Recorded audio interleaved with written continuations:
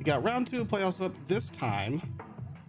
I have some of the matches lined up to make things a little bit smoother. And since we're dealing with 16 matchups instead of 32, this should take way less time to get through. 4 hours was a grind last time. Jillian, you have a match to contribute this week? Okay, good deal. Good deal. We're down round 3, so that's going to be even more exciting. Not gonna lie, when there is one person I'm kind of rooting for here, because they were a part of my group last season, doing pretty well. So if there's any bias during that match, I apologize beforehand. But let's go ahead and jump right into it. We got the first match of the night: Cachwir versus Wontonamo. All right, and looks like everything is on screen appropriately.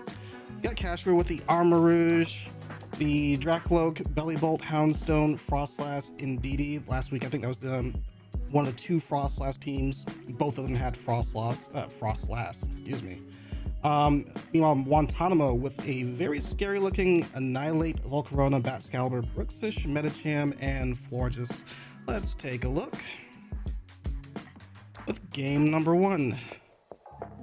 Dracloak and Armor Rouge leading off for Cachwir. We saw the U-turn into the weakness policy, weak armor stuff from the last week. Meanwhile, Medicham and Florges on the opposing side.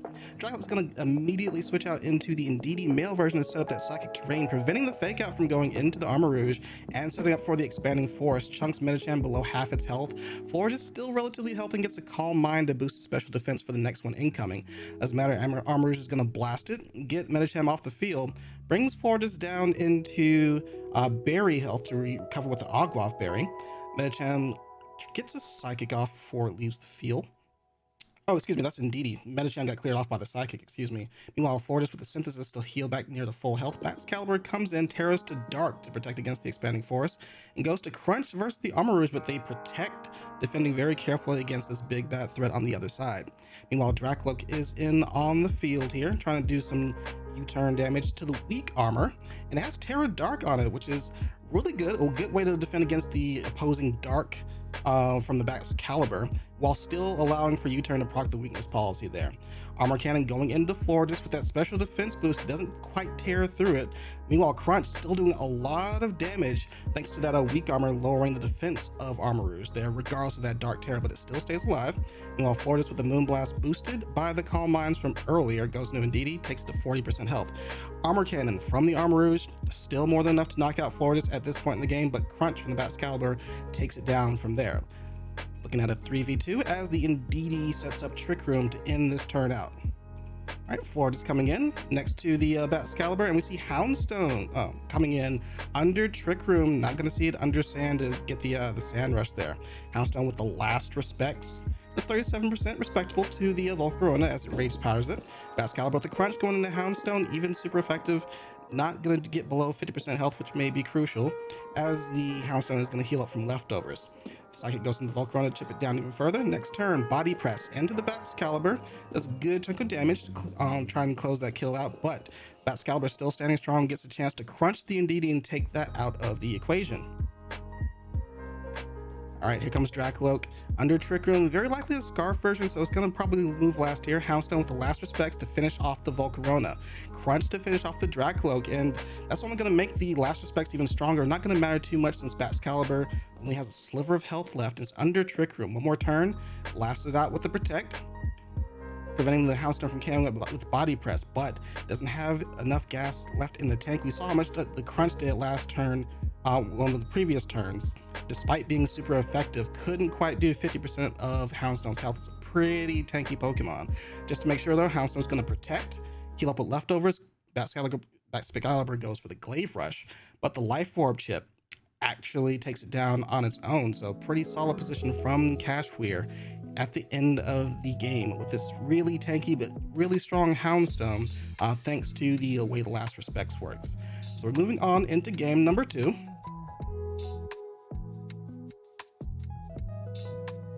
And here we go.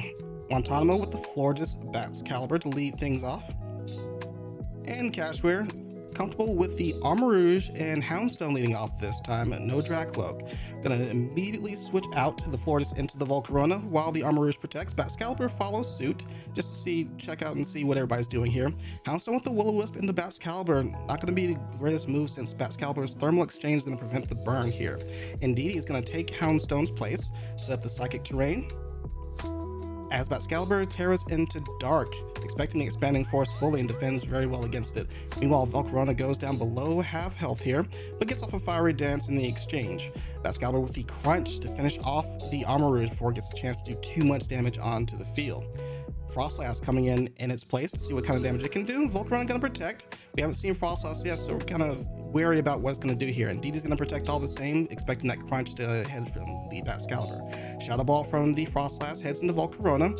Not gonna find any damage there. Same thing for the Bat-Scalper Crunch. Next turn, Frostlass with the Thunder Wave is gonna miss the Bat-Scalper, unfortunately, as Volcarona gets a Fiery Dance off, bringing the Frostlass down to 1% HP. In the exchange though, Fiery Dance gets disabled by the Cursed Body. Psychic coming in from the Indeedee, but not enough to get the kill on the Volcarona as the Crunch takes it down. Poundstone coming in. Gonna use Volcarona's Rage Powder, draw some attention, get Bat-Scalper to do some damage on the field. Shadow Ball comes in, KOs Volcarona finally, but Frostlass gets KO'd as well through the Crunch.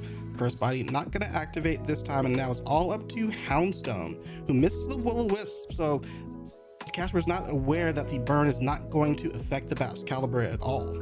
Bruxus is coming in now. We have yet to see that Pokemon. It's going to use Liquidation, but we already found out the Houndstone is pretty bulky here. Vast Respects goes into Bruxus, super effective, KOs it immediately. But that Liquidation did lower the defense of Houndstone, making it easy pickings for the Bat-Scalper, who had trouble doing damage to it earlier. Houndstone protects. Gonna heal up a little bit with leftovers for optimization here. Every little bit of percentage matters here. Crunch Moonblast only gonna find the Protector, not doing any damage. Crunch comes in, now helped out by the defense being lowered from that Liquidation, and lowers it even further with its own Crunch. Doesn't matter though, Moonblast goes ahead and finishes off the kill on the Houndstone, leading us into game number 3. We'll go ahead and get right into that one right now. All right. And the ever-present Floridas and Bat-Scalper is leading off for Wontonamo, as we see Dracloak and Armor Rouge leading off one last time for this set. Bat-Scalper is going to exit the field in favor of Bruxus this time. It's been a key point for Wontonamo for trying to get a good position in this game. Meanwhile, U-turn from the Dracloak into the Armor Rouge, going to proc that weakness policy as it tears into Dark and hit that weak armor. Next to the Psychic Terrain now gets a chance to launch Expanding Force if it wants to. It goes for the Armor Cannon into the Bruxus as it switches in, knocks it out immediately thanks to the help of a crit. Meanwhile, Floridas is going to Calm Mind, try and help defend against the Expanding Forces coming in pretty soon. Bat-Scalper terrestrializing into Terra Dark to defend against those very Expanding Forces there. Psych Up from the Indeedee to copy the stats from the Armor Rouge, but to its detriment though, because it also copies the defense downs, and may not have mattered either way. The Crunch headed straight into it to KO it off the field, while Floridas is sitting pretty with the special defense and special attack boost from the Calm Mind. Dracloak coming back in, Armor Cannon from the Armor Rouge actually KOs the Bat-Scalper from full health. You see a Thunder Wave from the Dracloak now to try and slow down the Floridas, and it gets a full paralysis, preventing it from moving from the turn very crucially, so this Armor Rouge can survive. Expanding Force, another crit onto the Volcarona, KOing that off of the field. Dracloak's locked into Thunder Wave right now, and unfortunately Floridas can't move for 2 turns in a row, allowing for Armor Rouge to launch another attack before the Floridas can heal, and that's more than enough for the Expanding Force to come in and KO Floridas, even with the +1 special defense boost. Good game to Cachwir. Also, good game to Wontonamo. I think using the Bat-Scalper really well, especially with the Terra Dark, good preparation for the game, and good play in reserving it, knowing that it's going to be like the major threat into what is essentially every Pokemon is weak to that Bat-Scalper. If the Armor Rouge doesn't tear into Dark, it's weak to it. The Houndstone is weak to it. The Indeedee, of course, is weak to Terra Dark, Crunch. I think that's really good prepped on their part. Unfortunate last few turns for this game number 3, as we saw the crits played a crucial part in what could have been a potential win for Wontonamo there. Nevertheless, Cachwir moves on into round 3 of these playoffs. Yeah, RNG's really, it's really out there, but RNG happens. That's the game we play. Oh, that was your teammate, group number 7, Wontonamo. Gotcha. That was actually, legit. I think that was a good set. I'm a little bit less hyped because I'm not really much of a fan of weak armor rouge, no matter what you do. But I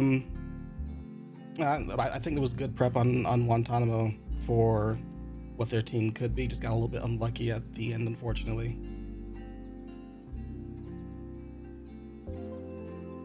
Oops. There we go. I do have the next match lined up for us. Give me a second.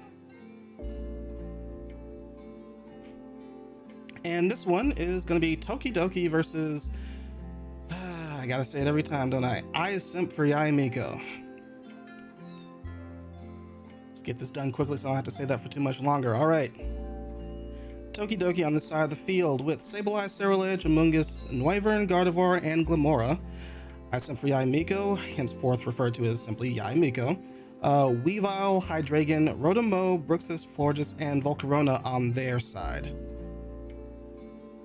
Let's go ahead and peep this out. Noivern leading for TokiDoki alongside Glamora.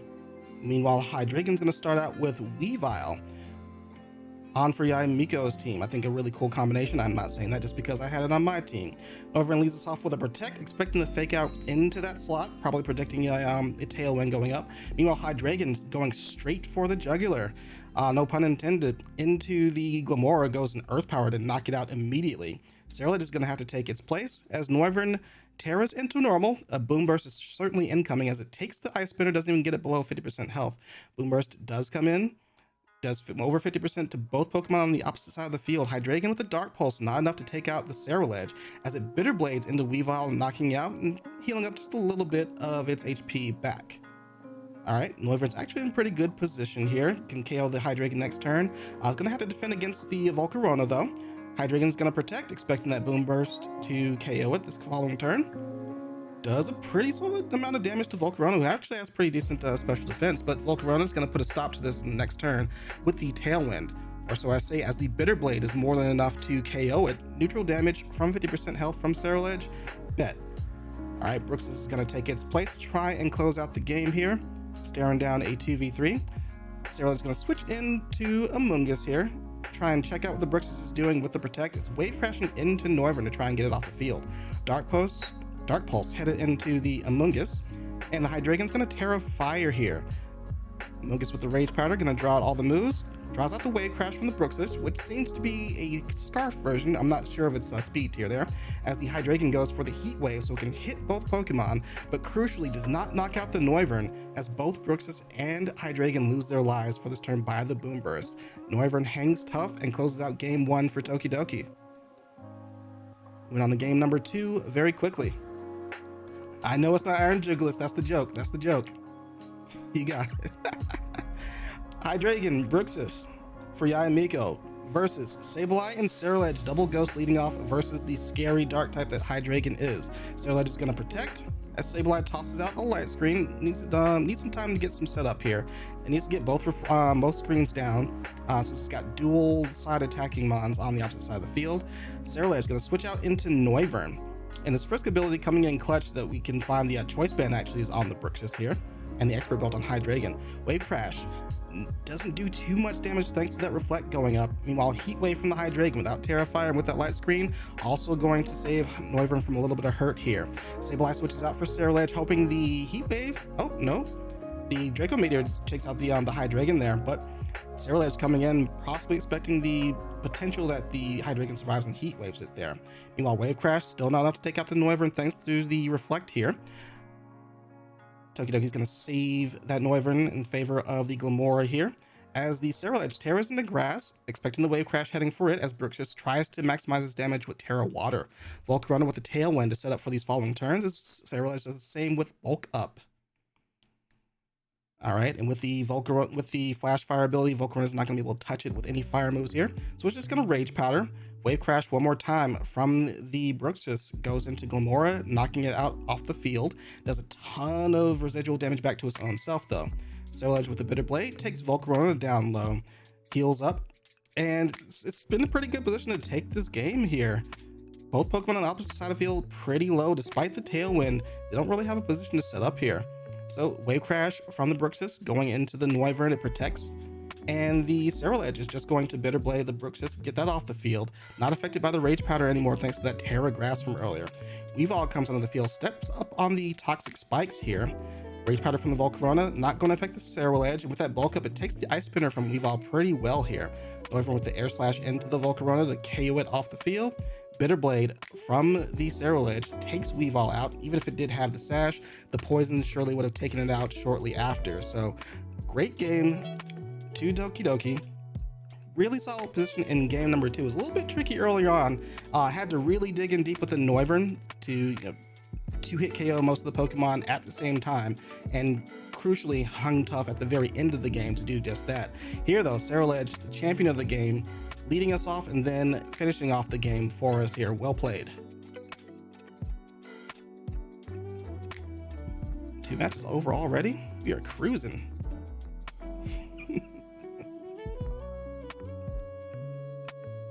Alright, listen, I know it's not Iron Jugulis, but it does still have 3 necks. Alright? I can still make puns like that. It's allowed. I checked the rulebook.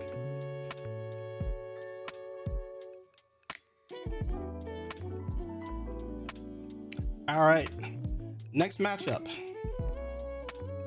We have who I am told is referred to as Starry Skies, that's what I'm going with, versus one of my group mates, KeystoneRecords, who once again, I will tell them I like their team. I even like the lineup that they brought this week, even though it's not as quirky as they usually go with.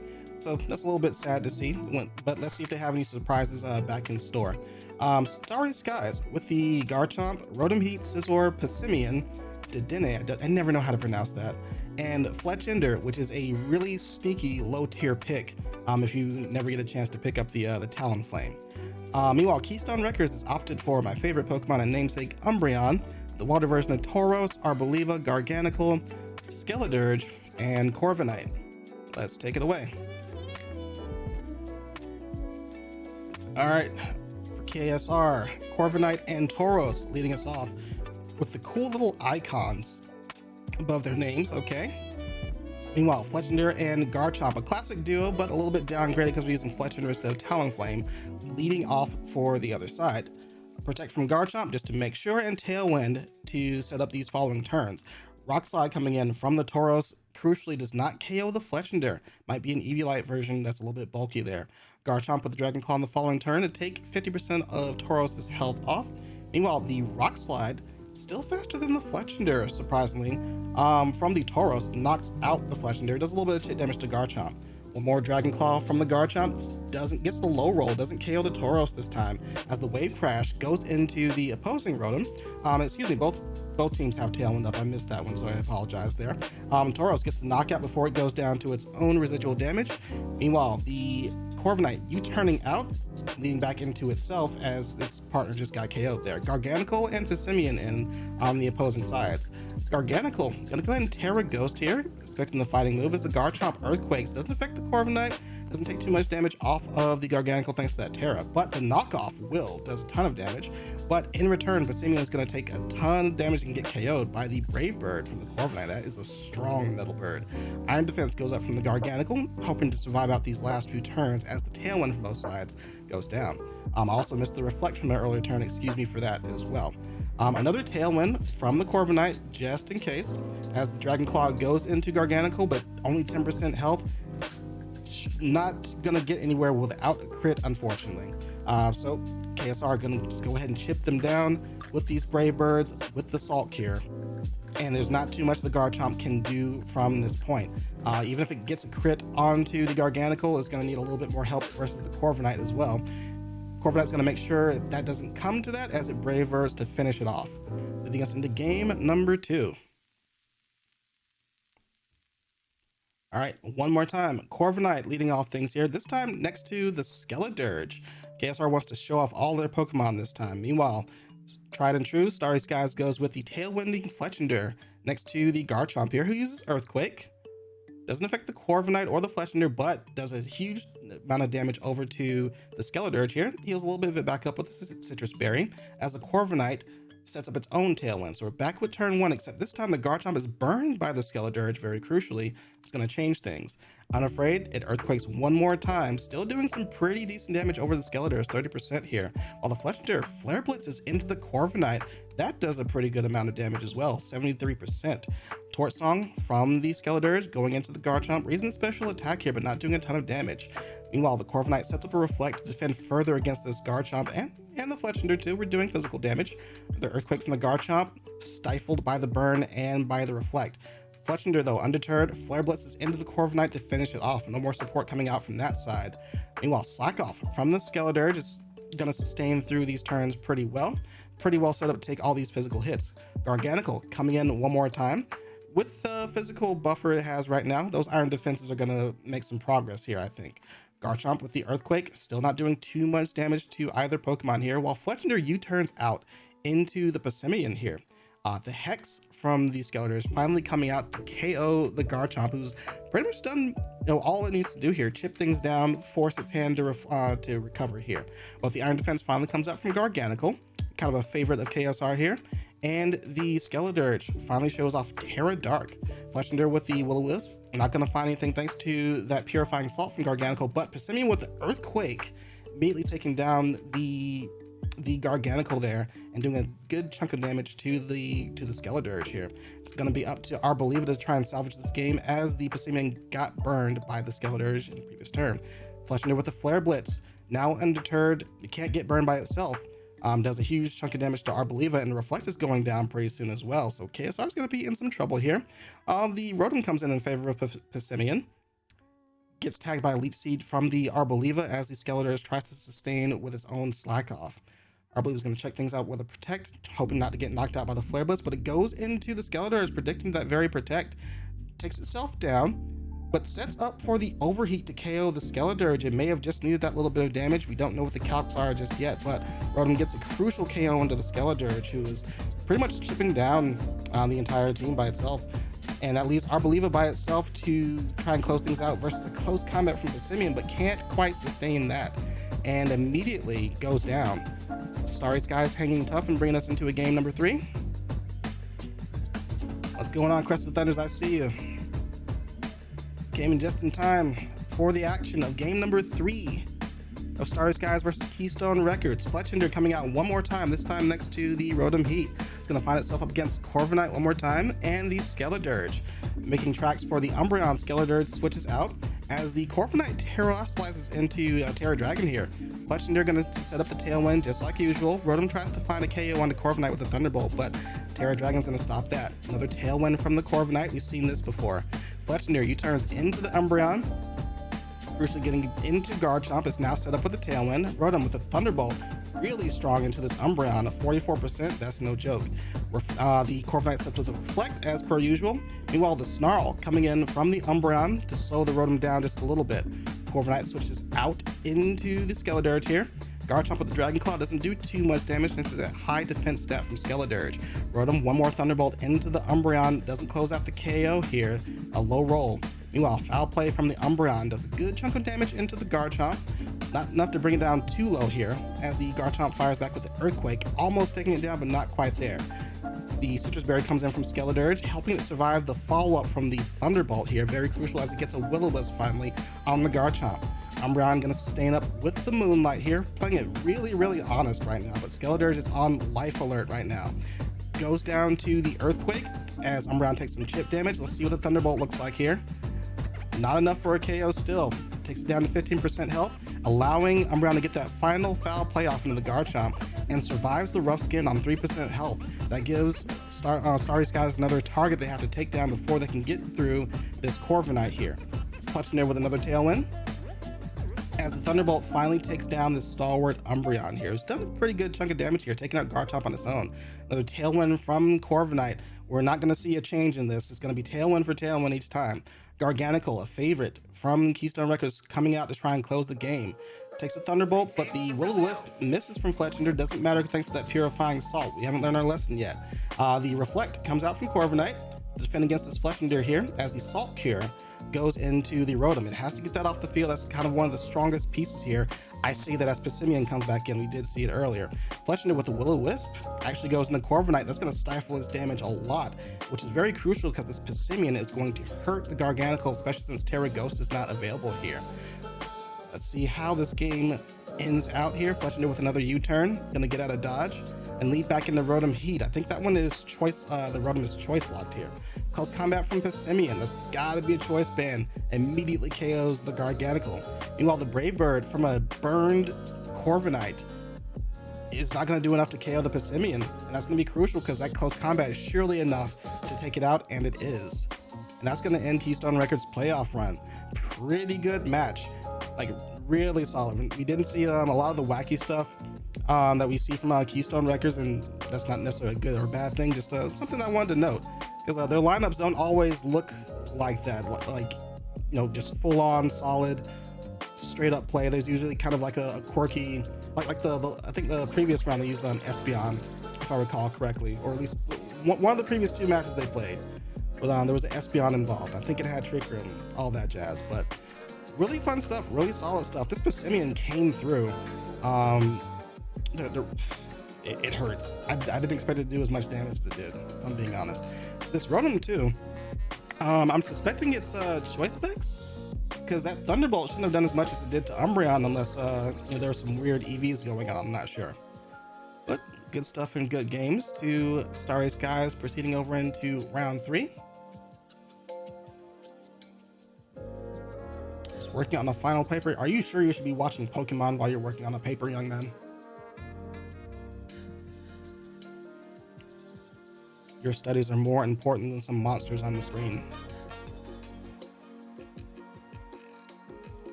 Okay. We do have the next match lined up here. He's hearing the server.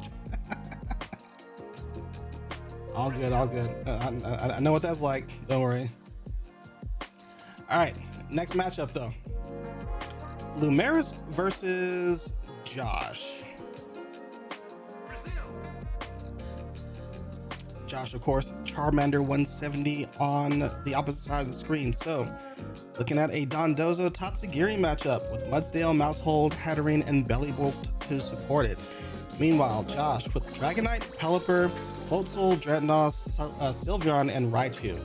Can't be understated. The power of Rain in this type of format, alongside a dragon, particularly Dragonite, in Series 1, is kind of been a brutal thing to deal with. So let's see how it matches up versus the ever-present Dondozo Tatsugiri. We'll find out later, because Luimaris is leading off with Mousehold and Hatterene versus Josh's Dragonite and Raichu. Dragonite's going to switch out into the Pelipper here, setting up the Drizzle, while the Mousehold is going to Terra into Ghost, expecting the Fake Out heading its way, but no, it heads into the Hatterene instead. Mousehold the Population Bomb, trying to get a jump on the Dragonite, finds the Pelipper instead. That's alright though, it's going to get a KO for its troubles nonetheless. Hatterene unable to move this turn thanks to that Fake Out, unfortunately. But on the correct side of a 4v1, I think they'll feel just comfortable. Maybe. Dreadnought comes in under the effects of Rain and gets a Rock Slide off. Pretty good chunk of damage over to the Mousehold here, looking for a flinch.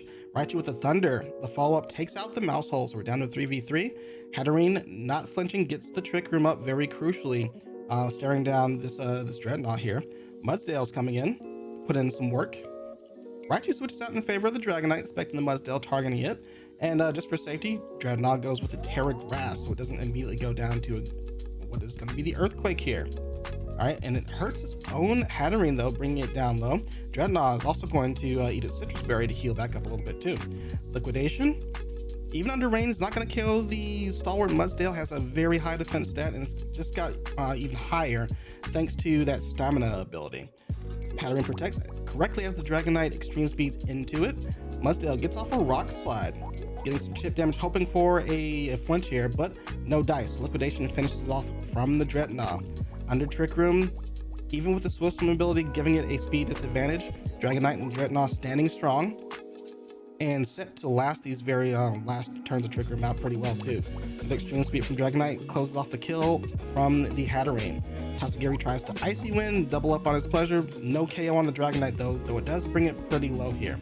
Tatsugiri only equipped with a Protect here. Might not be able to do anything in these last few turns. Dreadnought goes for an Earthquake. Only gonna find the Protect. We're finally out of Trick Room. Let's see if the Icy Wind plays any crucial part in here. Earthquake brings Tatsugiri down to half health. Gonna heal back up with the Citrus Berry. Icy Wind critical hits on the Dreadnought might be crucial, and also KOs the Dragon Knight in the same breath here. Tatsugiri now tossed into a 1v1 versus a Raichu. It's gonna Protect here, expecting the Fake Out to get some chip damage. Only gonna find a Thunder, but it gets to last out this last turn of Rain, hoping for a miss from the Thunder here. Raichu's just gonna Grass Knot for safety, but Tatsugiri's pretty tiny, pretty light. It's not gonna work here. Dragon Pulse does a good chunk of damage over to Raichu. Raichu tries for the Thunder, misses the Tatsugiri, and that allows Tatsugiri to take this game number 1 with a Dragon Pulse here. Pretty dicey situation from the Tatsugiri. You gotta imagine what happens if the Raichu gets a Thunderbolt off, whether or not it KOs the Tatsugiri here. But we're gonna see in game 2 to see if Josh can rectify that situation here.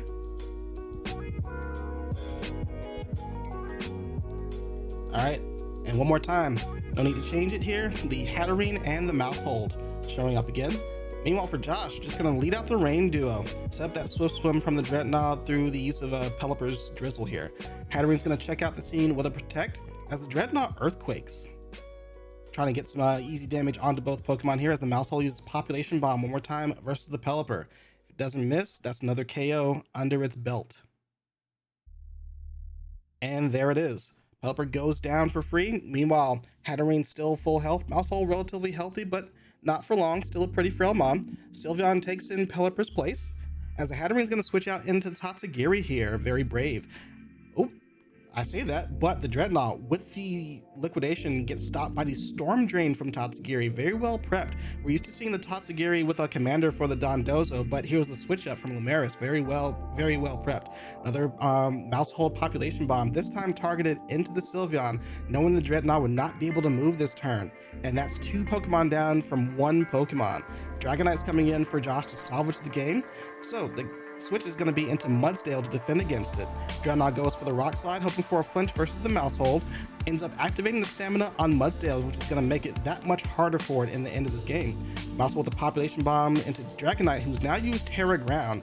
No doubt an Earthquake should be coming in here, or it would be if the Mousehold didn't immediately KO it here. So that's 1 Terragon and only a Dreadnought to defend against a very a champion in Mousehold, who's going to switch out and reserve its health, going for the 4-0, going for stats here, into the Tatsugiri.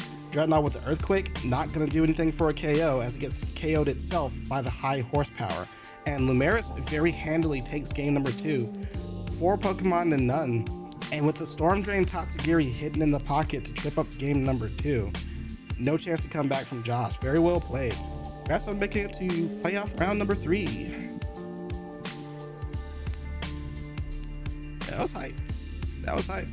Like, one of the things I end up doing inadvertently is kind of seeing the Tatsugiri Dondozo teams and, you know, hyper focusing on, okay, are they gonna have a good strategy to lead into it or to use it?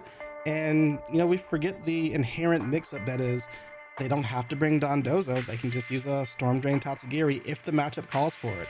And versus a Rain team, matchup calls for it. Good stuff.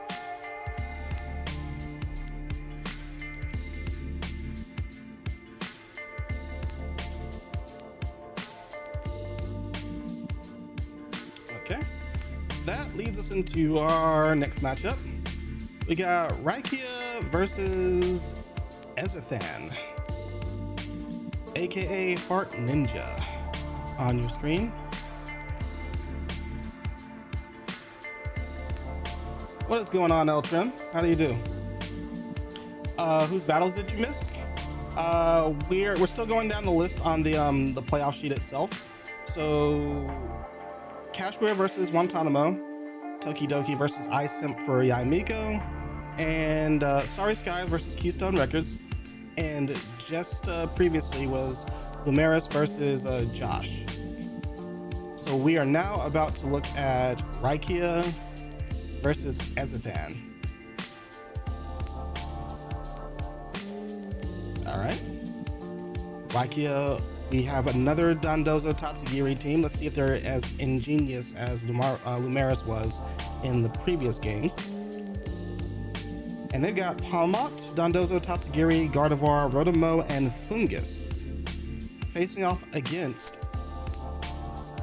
Snover, of all things, and Ice Cubes. We've got a little bit of a ice setup going here. Not certain how that'll work out. Toxapex, Toxtricity, Weavile, and Garchomp. Let's take a look. Really very interesting lineup here. I want to see what the scheme is. All right, Raikia leading off with the Palmot and the Gardevoir, staring down Toxtricity and Weavile from Ezithan's side. Weavile with the fake out immediately into the Palmot before it gets a chance to fake out on its own. Meanwhile, the Gardevoir, much faster than Toxtricity, is just going to immediately take out the Toxtricity with Psychic. Garchomp coming in to take its place and Terrestrializes into the Steel typing. Weavile's going to protect here, check out the scene, see what Palmot wants to do. Correctly does so as the close combat was aimed into that slot. Meanwhile, Garchomp with an Earthquake immediately KOing the Palmot, taking Gardevoir down relatively low here. And the Will-O-Wisp, expecting a Moonblast to Terra Steels, but finds a Will-O-Wisp instead to try and cripple it here. It's going to be crucial as probably a key part of their damage is gone right now. Now we see Dondozo coming in and Tatsugiri coming in with the Commander ability to boost up the Dondozo. All right, Night Slash from the Weavile, not going to do too much damage even with the crit, but it didn't get a crit this time. Meanwhile, Garchomp set to Earthquake. Oh no, I'm sorry, that was Dondozo with the Earthquake. Takes Garchomp down low, takes the Weavile down low, and the Garchomp's gonna Earthquake back, not doing too much damage to the Dondozo, takes out its own Weavile, and then dies to its own burn here. Now staring down a 1v3 is Ezithan. They're just gonna go ahead and give up on that game and move us into game number 2. See the writing on the wall. And they've got a lot of ground to make up versus Dondozo Tatsugiri, of all things, if they want to stay in this competition. We see Palmot and Gardevoir leading off for Raikia one more time. Meanwhile, Ice Cube and Toxtricity over for Ezithan. Toxtricity gonna immediately tear into the Electric, this time hopefully saving it from the Psychic. Fake out aim for the Ice Cube. And the Toxtricity does survive the Psychic this time thanks to that Terra. Gets a chance to Boom Burst. Doesn't quite get the KO onto the Palmot there. Keeps it alive, but activates its Throat Spray. Following up turn is going to be Toxtricity using Protect as the close combat from Palmot aimed at that slot this time.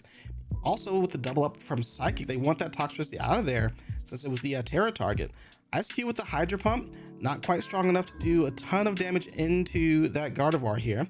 Toxtricity is going to escape with its life into the Snover, try and set up that Snow Warning. Snover, of course, gets knocked out immediately by the close combat. Moonblast from the Gardevoir through that Ice Face is gonna do a ton of damage here. Oh, well, it's not affected by the Ice Face. That's only physical damage, excuse me. But Ice Cube gets a chance to set up that Aurora Veil. The Palmot with the close combat as the Toxtricity comes in, finishes off that job. Meanwhile, that leaves Ice Cube left on its own to try and do some damage here. Not strong enough under the Ice Face form here, so Freeze Dry only gonna do 60% health versus the very specially bulky Gardevoir. Toxapex coming in to try and salvage the game as the Palmot Terra Electrics and uses Double Shock versus the Toxapex, try and lay some damage down.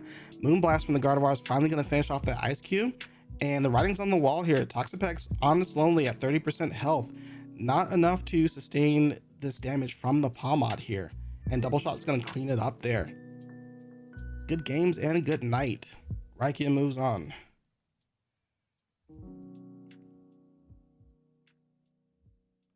Yeah, Garchomp was like, hey, this is all I got. I gotta get both Pokemon.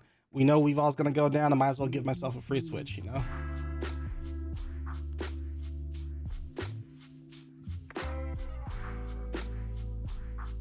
Yeah, I saw the Rotom discharge. Cause from your previous match, what was it? It was Oranguru didn't have the telepathy that I thought they would have had. For that setup. I'm not sure if they forgot about it or just decided not to bring it at all, But that would have been like a kind of a crucial thing. Meanwhile, the Terra Ground Pelipper was able to clean it up. That was something. That was something. That's something that happened earlier.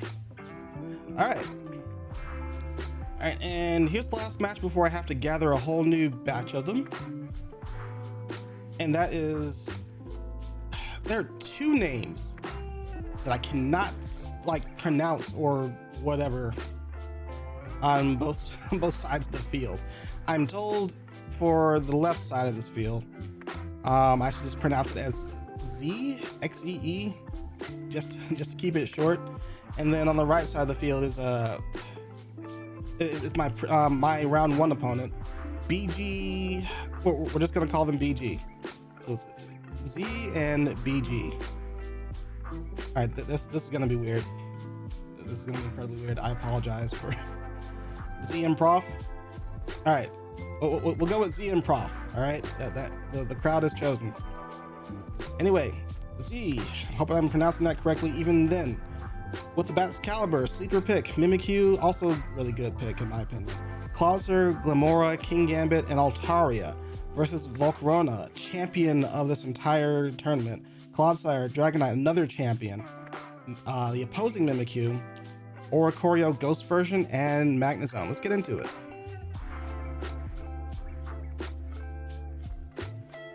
Alright, starting us off, our Bgevespmg and Mimikyu versus Dragonite and Oricorio, of all things. Very curious. Dragonite immediately terrestrializing into a fighting type as Bgevespmg terrestrializes into an ice type. Let's see what's going on here.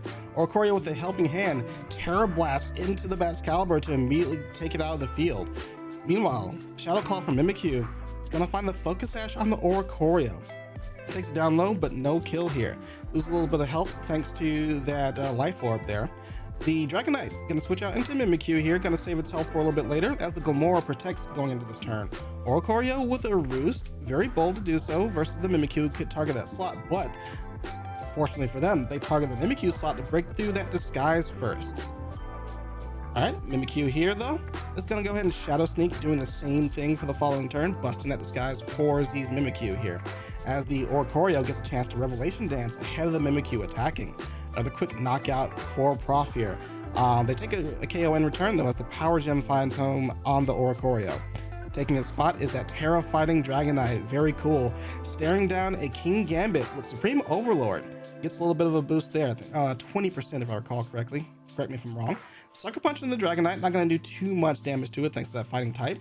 Meanwhile, Terra Blast brings it down, the King Gambit down low, and is followed up by the Drain Punch from Mimikyu to close out the KO. Sludge Bomb from the Glamora does a ton of damage to the Dragonite, brings it down low, but even with the poison is not enough to finish it off. I know that feeling from the previous round. A little bit of salt there, don't mind me. Glamora protects for one final round as the Dragonite's going to go down into the poison there. Terra Blast not going to connect, but the Mimikyu gets a Swords Dance out at the same time here. Alright, Volcarona coming in to see what it can do. Drain Punch from the Mimikyu brings Glamora down to half health. Sets down on the Toxic Spikes, not going to matter though, there's nothing left to switch, as the Volcarona uses Giga Drain here. Sludge Bomb, gonna connect with the Mimikyu, but not enough to grab a KO. So that's going to be the end of game one as he goes ahead and moves us to the next one. Prof doing pretty well, sustaining through all the damage. Let's see if they can keep it up into game number two. Very explosive opening that last turn with the Terra fighting Terra Blast, kind of surprise. But undeterred, Bgevespmg shows up again, this time sitting next to Altaria. Prof's going to bring out the Magnezone and Dragonite on their side. This time, trying to call out the Terra here, protect from the Bgevespmg. Finds the Draco Meteor from the Dragonite here, so we know it's, well, we suspect it's a special version. Meanwhile, Altaria with the Will-O-Wisp gonna burn the Dragonite. Might not matter if it is a special Dragonite though, but if it's multi-scale, we got to break that. Bgevespmg, Terra Ice this time again, and this time uses Ice Shard ahead of any shenanigans just to KO the Dragon off the field.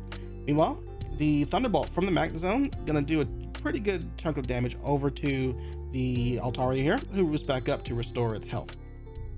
Alright, Oricorio coming in. Bgevespmg gonna protect again. Try and check out and defend on what the Oricorio is doing. Does so versus Revelation Dance, which would have closed the KO out. Magnezone with another Thunderbolt into the Magnezone. Oh, I'm sorry, into the Altaria, excuse me.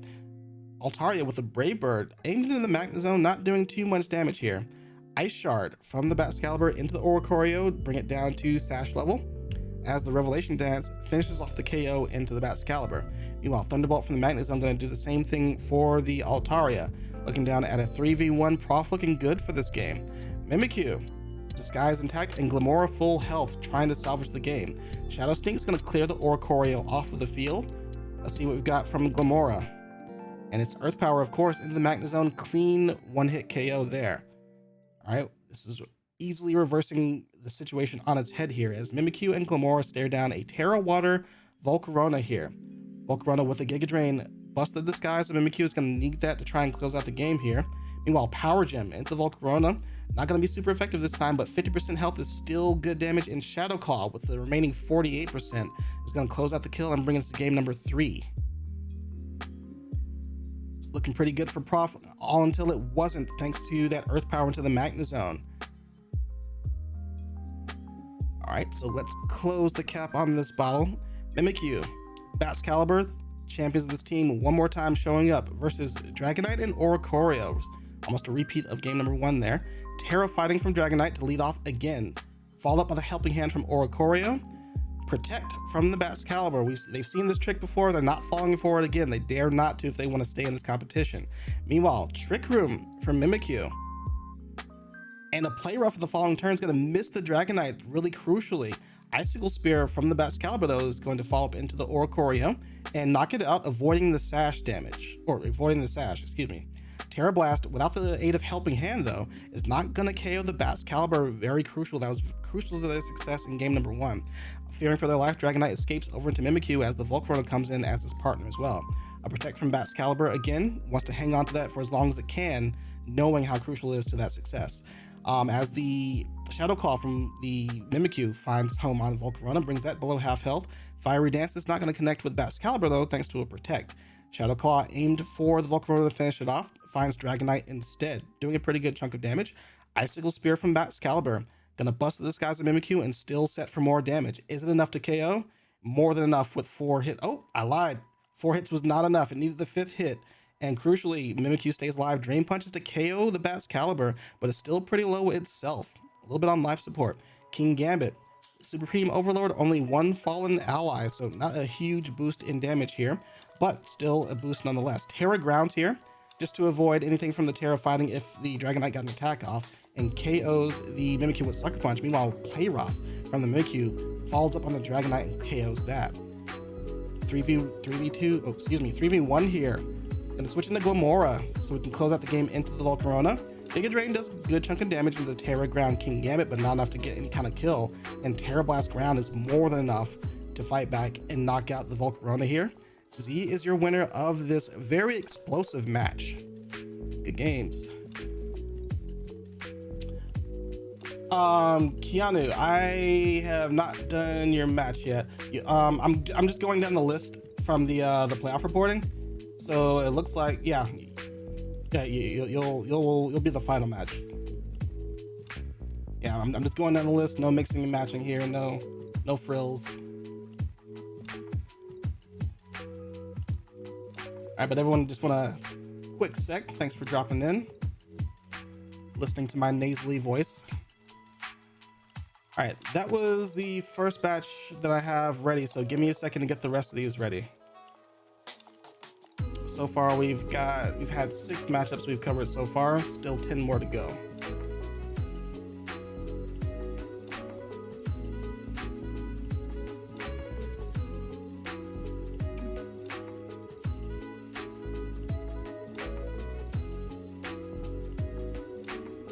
Oh, we have the dulcet sounds of quote-unquote chill hop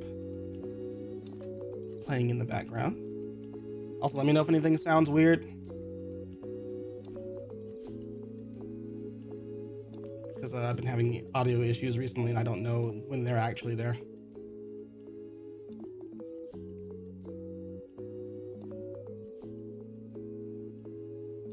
Okay, got the next matchup lined up. And I'm already hitting the names. All right, so we're gonna see EclipseOwl versus Uzbekistan, and I'm expecting this to be a pretty good match. I believe both players drafted really scary teams overall. EclipseOwl on the far side of the screen. Oh, excuse me, I lied. EclipseOwl on this side of the screen with my favorite Scarlet and Violet Pokemon so far, Palafin, next to Kingambit, Vivillon, going with Vivillon. Pokemon, please, with your naming conventions, please help me out here. Gardevoir, Pelipper, and Fungus, sleeper pick. Meanwhile, Uzbekistan with Tatsugiri, Serena, Volcarona, Raichu, Mousehold, and Dondozo. Yeah, another Dondozo Tatsugiri team, I'm sorry. All right, let's go ahead, take a look here. Game number 1. Palafin leading us off with the Pelipper for EclipseOwl. Uzbekistan leading off with Raichu and Serena here. All right, Palafin's gonna switch out, get into that hero form as Kingambit comes out to take its place. Meanwhile, Terra ghost typing on the Pelipper, expecting the fake out probably. While Power Whip from the Serena aimed for the Palafin gets met by the Kingambit instead. Pelipper living below at exactly 50% health gets a chance to launch a Tailwind off. Hurricanes into Serena, which takes it pretty well, very likely due to a Assault Vest maybe on that. Meanwhile, Nuzzle from the Raichu onto the Pelipper gets it paralyzed as Kowtow Cleave cleanly KOs the Raichu there. Serena with a high jump kick connects crucially and KOs the Kingambit in turn. 1 for 1. All right, Tatsugiri is coming out from Uzbekistan's side as the Palafin comes in to defend against it. A Wave Crash gets caught by Tatsugiri Storm Drain. We saw this in one of the previous matches. We see the we see the Dondozo Tatsugiri match. We immediately expect Commander and get met by the Storm Drain. It also has Nasty Plot too, now at +3 attack. Very set to destroy this game here. Power Whip from the Serena onto the Palafin there. It takes it down low, but crucially doesn't get the kill as Palafin gets a chance to haze now. All right, so that's gonna slow down the Tatsugiri a little bit, but it does still get a knockout onto the Pelipper, and the U-turn from the Tatsugiri knocks out the Palafin, allows it to position into the Volcarona. So Uzbekistan's sitting very strong to close out this game here. Quiver Dance from the Volcarona, just for some assurance here. And Terra Blast from the Tatsugiri, Terra Ground. Pretty interesting choice there. Moonblast, now that it's not a Dragon type, doesn't KO the Tatsugiri. It stays alive for another turn, and that's gonna end it. EclipseOwl's gonna go ahead and move us on to game number 2. Completely outmatched for 3 Pokemon on the opposite side of the field versus the Lonely Gardevoir. Oh, and let me see. Did I mess up? Nope, this is game number 1. Sorry, my tabs look a little bit strange right now, so I got lost for a second.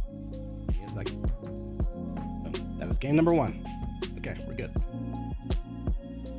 Game number 2. TokiDoki, yes, we looked at your match earlier though. There will be a VOD, so if you want to hear me talk over that match, we can take a look later. But yeah, we did go over your match earlier. All right, game number 2. Kingambit and Fungus versus Tatsugiri and Serena here. Terra Grass coming out from the Kingambit, gonna defend against that Power Whip. Meanwhile, Tatsugiri gets a +2 from the Nasty Plot here. All right, Kowtow Cleave onto Serena, does a good chunk of damage here. And the Spore was headed for Tatsugiri, but it has safety goggles really well prepped by Uzbekistan. Tatsugiri gets a Draco Meteor critical hit, may not have mattered thanks to the Nasty Plot there. But and that's going to counteract the special attack drop that it got there. U-turn from the Serena, going to pivot out into the Raichu here. And that's just going to be the end of the game. Feeling a little bit outmatched by Storm Drain, Nasty Plot, Tatsugiri with safety goggles. It looks like all their efforts are kind of going to waste there. They had a position to get the Spore, slow down the Tatsugiri, but unfortunately just the right item, just the right ability to counter the team.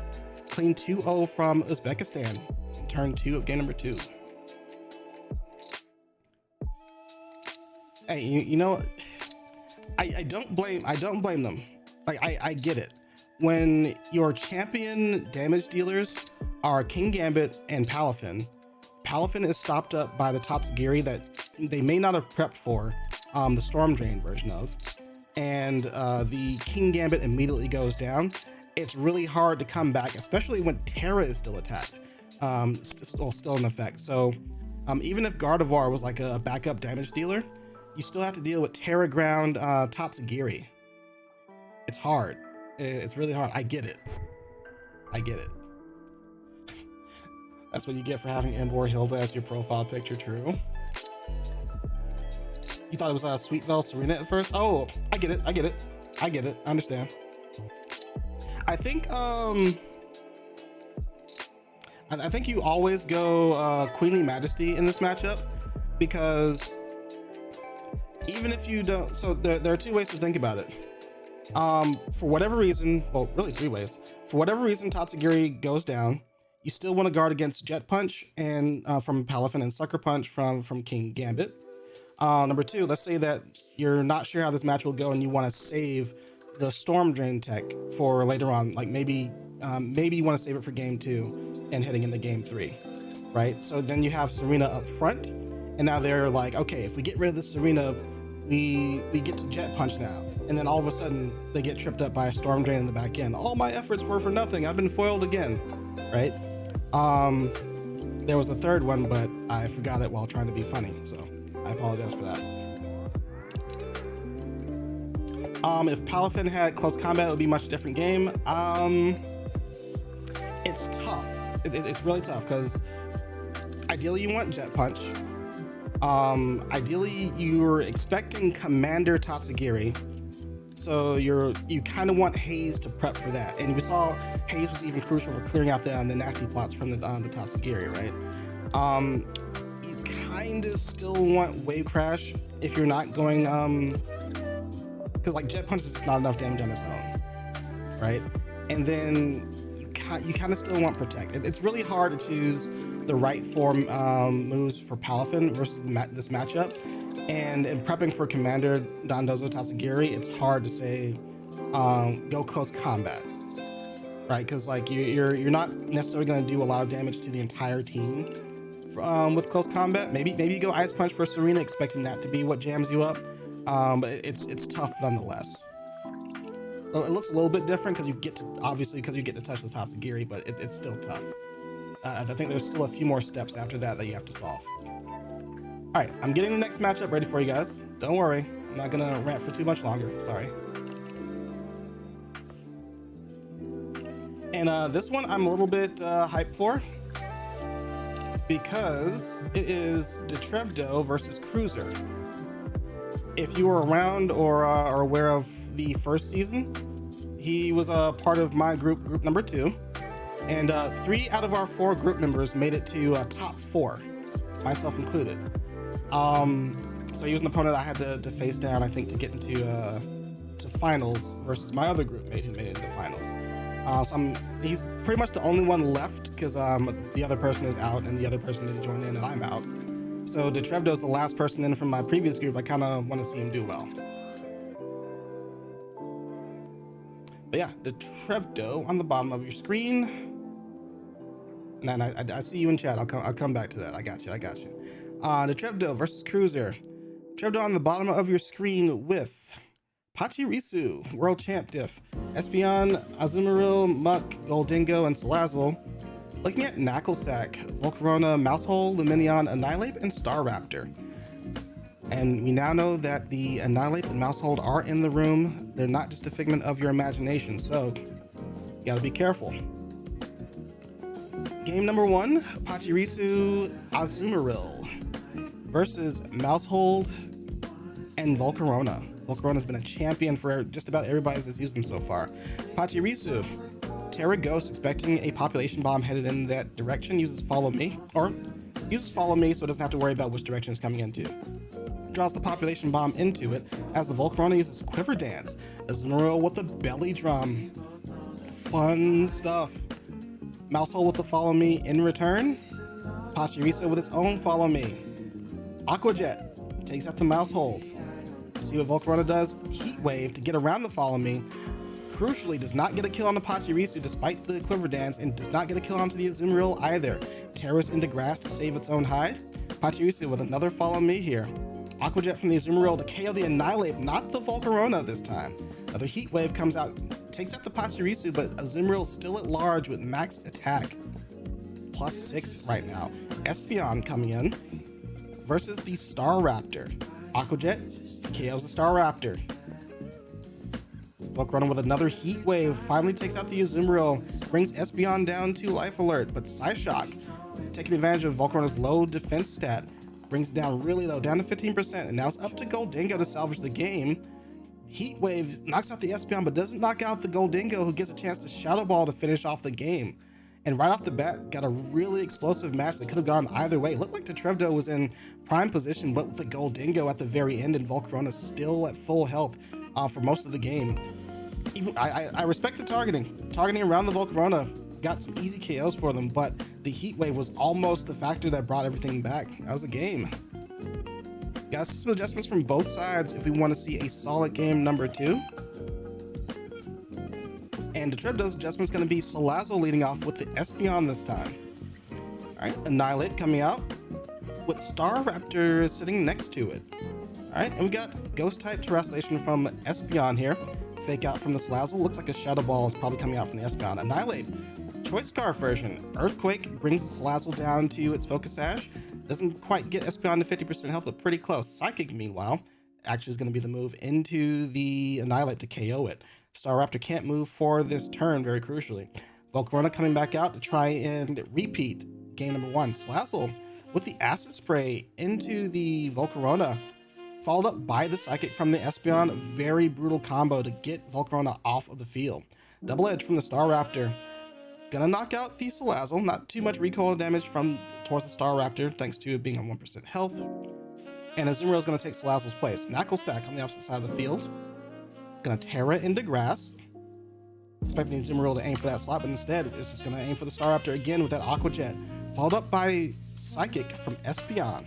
Espeon at large, the champion of game number 2 here. Knuckle Stack with the Salt Cure, trying to get some residual damage down to try and save this game here. But the writing may be on the wall. 3v1 with only the Knuckle Stack to try and bring things back here. Espeon's going to protect against the Salt Cure headed its direction as the switch out into Muck occurs. Espeon with a Psychic on this following turn here, going to do a ton of damage in the Knuckle Stack.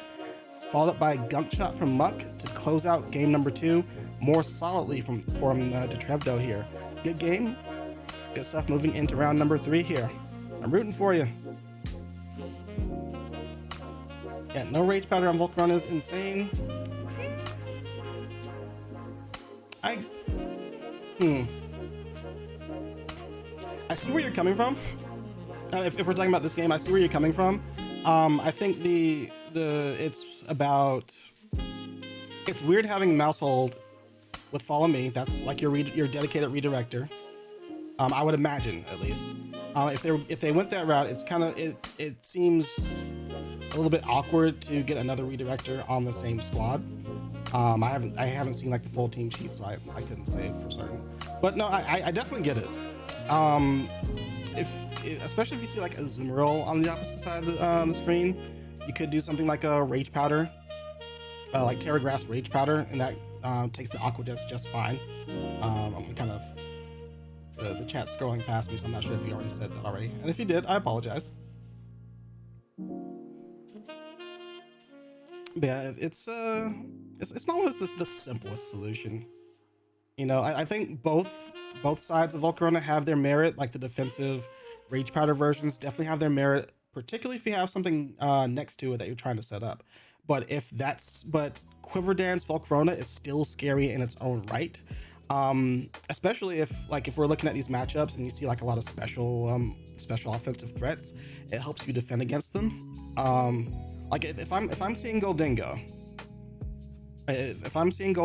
that's like priority number 1 in my head. So I want to be able to do enough damage to like just immediately get rid of it. If I get a moment to get a Quiver Dance, I get to Heat Wave it, like either force a Terra or force it off the field. That clears up some room for me to actually move along with the game. Now on the opposite end though, like I said, if you have something next to the Volcarona that you want to set up with, maybe that is the Annihilate with like Bulk Up or something, you can lean more into the Rage Powder version, but it's still tough in particular for this matchup. I think unless you commit yourself to Terra Grass, because like your primary concern is the Zoomeril in that case, because you can't stop Goldingo from making it rain. You can't stop Goldingo from like using, let's say, Terra Water and and Shadow Ball. The Good as Gold ability prevents the Rage Powder from working, so it's tough. It really is tough, I think. That's the way that I'm looking at it. But it definitely would have been a key point in trying to slow down the Azumarill, I think. All right, I'm still gonna look at chat, but I'm moving on. We got the next matchup. I'm getting ready. Ninja versus Old Sweepy. I feel like that's something that you like you name a pet. Like, oh, I got an old golden retriever. His name is Old Sweepy. Come here, Sweepy.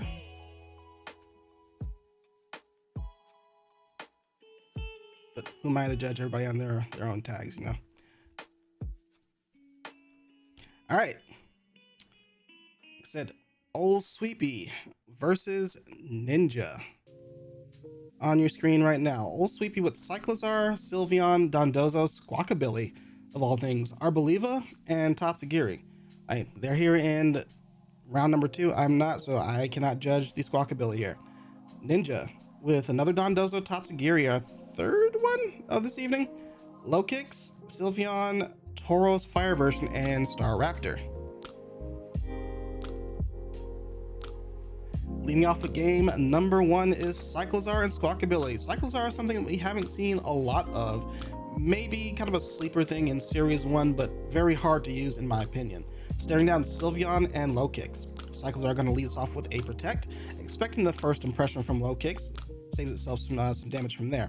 Squawkabilly with the Tailwind. It is the Intimidate version, so Low Kicks power is reduced a little bit.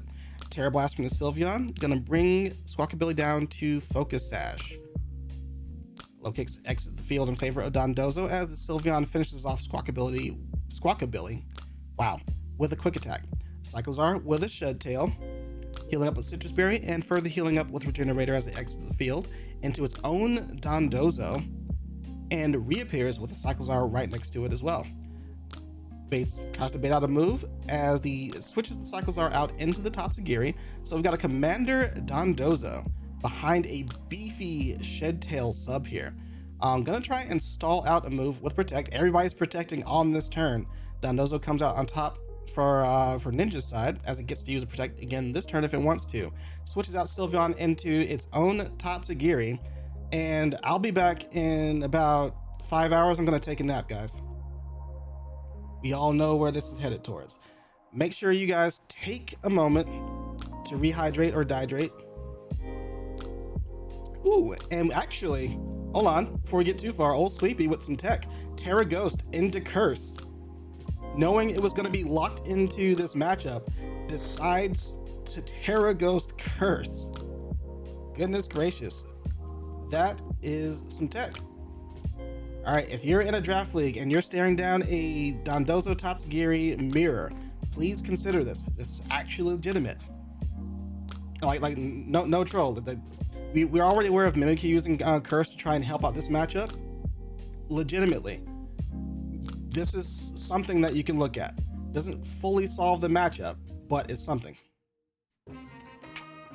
Alright, as we see, Dondozo from Ninja's side of the field is already taking down to 5% from these interactions. Remember, Curse works through Protect, so once you use it once, you don't have to use it again, you are perfectly fine. Alright, the Shed Tail and the Protect's helping to stall out enough health for the Dondozo to go down to that Curse eventually. And now it's Tatsugiri and Sylveon staring down Terra Ghost Dondozo. Order Up comes in, brings Tatsugiri down to Sash level. As Ninja's Tatsugiri does go for a Draco Meteor, misses the Dondozo crucially. Sylveon with a follow-up Hyper Voice is not enough to grab the KO. Unfortunate turns of events for Ninja as it switches out the Tatsugiri for the Low Kicks. Dondozo with a Protect. Try and heal up with leftovers a little bit as it defends against the Hyper Voice from the Sylveon. Meanwhile, Low Kicks got in safely. Gets a chance to First Impression or Sucker Punch. Goes for the Sucker Punch as Dondozo actually curses onto the Sylveon. knocking itself out and allowing Sylveon to hyper voice the Tatsugiri for a KO. That was a very crucial turn. Not sure if that was the route that you wanted to go to. Probably afraid of that first impression, but only met with the Sucker Punch there. At least only Cyclizar to try and clean up this match. Low kicks with another Sucker Punch to try and close this out. Finally connects onto the Cyclizar. 70% health is really good. Breaking Swipe. Knocks out the Tatsugiri. Lowers the attack of low kicks, but it's going to be all she wrote. Doesn't have a way to knock out both Sylveon and low kicks at the same time, not even through Breaking Swipe, because of that terror from that fairy typing, excuse me, for Sylveon. That was something. that was something. I was hyped. I was bored, then I was hyped, then I was, oh man, everything came crashing down from that high. All right, game number 2.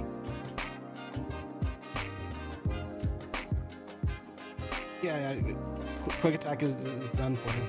You know, just first impression quick attack, you know? All right, Cyclizar, Squawkabilly, entering the field again versus low kicks and Sylveon. Protect from Cyclizar just like the last time. This time protect on Squawkabilly, expecting they may switch targets this time, but nope. First impression headed for Cyclizar just like in game number 1. Sylveon with another hyper voice. All right, and that may be crucial here. Low kick swapping out into Dondozo, probably choice lock there. Cyclizar with a double edge this time. Into Sylveon grabs a critical hit, bringing it down low, and is able to finish it off with the Brave Bird. So pretty lucky turn of events here for old Sweepy. And low kick is going to come back in on Sylveon's slot, try and clean up something here. Double protect coming in, just in case first impression is the move coming out. And it's actually U-turn this time. Meanwhile, Dondozo gets to freely set up a substitute here. Old Sweepy may be in a little bit of a jam. Low kicks, swapping out into Tatsugiri, activating the Commander, and there's Dondozo getting set up for this game.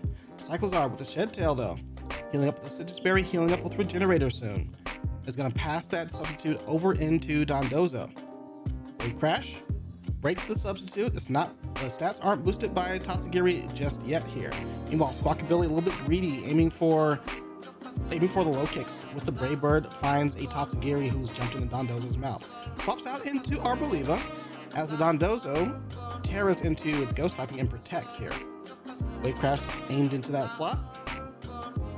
Also remember kids, if you're gonna protect, don't terrestrialize unless you're expecting like a feint or something like that. Wave Crash, doing neutral damage now into old Sweepy's Dondozo. Does about 40% health, but you get to heal back up with the Arboliva's Pollen Puff, while the Dondozo uses Terra Ghost Curse again to afflict Ninja's Dondozo. Here's the old song and dance, Wave Crash. Headed into Arboliva this time. Not gonna find a KO, of course.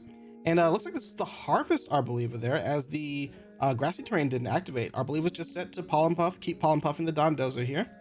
As the Dondozo body presses, doesn't break the substitute, but that's gonna be all she wrote for Ninja's Dondozo, as the curse will take it out there. Dondozo with a neutral Terra Blast, doesn't KO the Arboliva here, but the Energy Ball is gonna break the sub. Oh, I did forget about the leftovers healing Dondozo a little bit, so it is left on 3% health, as it gets a chance to use Wave Crash to finish off the Arboliva, but goes down to its own residual damage.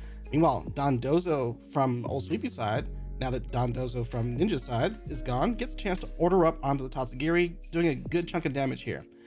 Squawkabilly and Lokit's coming in on opposite sides of the field, meeting up once again from their turn 1.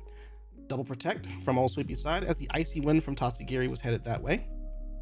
And a U-turn from the low kicks trying to reposition. Actually, that's we're on the last 2 Pokemon from that side. They can't reposition. Brave Bird, though, going to finish off the low kicks on this follow-up turn here. And the Tatsugiri finally gets to Icy Wind. No KO onto the Squawkabilly. Icy Wind power is not strong enough. Dondozo content to just order up, which finally knocks out the Tatsugiri and brings us into a game number 3. Why is it Harvest without a berry? Might have been an accident. We all make mistakes when it comes to team building, especially, you know, under pressure. We're trying to create all these quirky little teams. Something slips under the radar, you know, almost every time. You know, I've done that in team building. You've done that in team building. You know, I know you've done it in team building. You can't hide that from me. I see what you do. Anyway, game number 3 for the marbles, Cyclizar and Squawkabilly. One more time for old Sweepy. Can it make some magic happen? Versus Staraptor and Tauros. All right, intimidate from both sides. Gonna afflict both sides. All All right, Toro's going to exit the field in favor of low kicks here, expecting to get off scot-free. Cyclozar with the protect here, expecting the Brave Bird from the Star Raptor, defends correctly here. A Squawkabilly gets a free tailwind and its focus sash intact.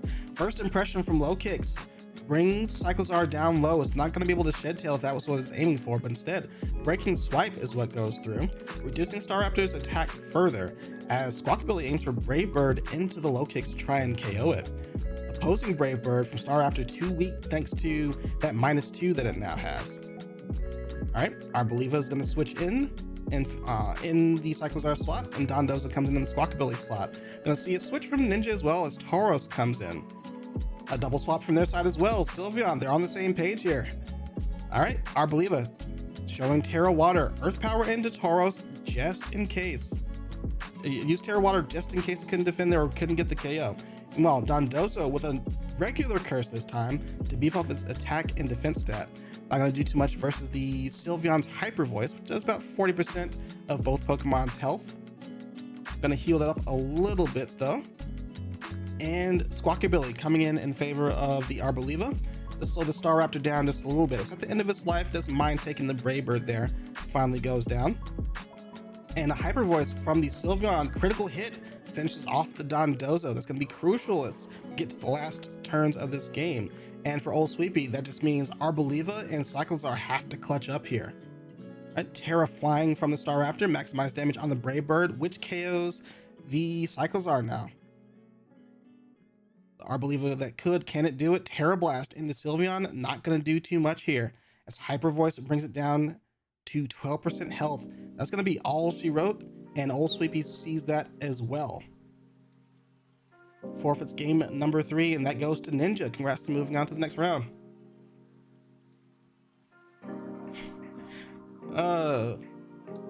This was a roller coaster.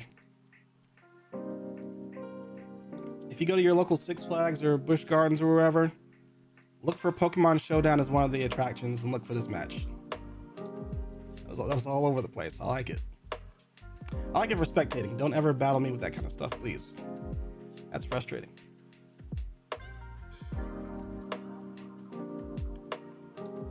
Getting the next match ready for you guys. And I hope you're all still doing all right this evening. Gonna try not to be at this for too long. Some of you got some studying to do, some sleeping to do, some eating to do, all that good stuff. But we're gonna be taking a look at, let's see, who's this? CasualPizza versus hsoj, aka Josh. That's how I'm referring to them. That was the group mate I fought in the finals in the previous season. So rooting for them as well. Just a heads up. Oh no. All right. Turning away from chat now. All right. Josh versus CasualPizza. CasualPizza. Jeez. Hold on.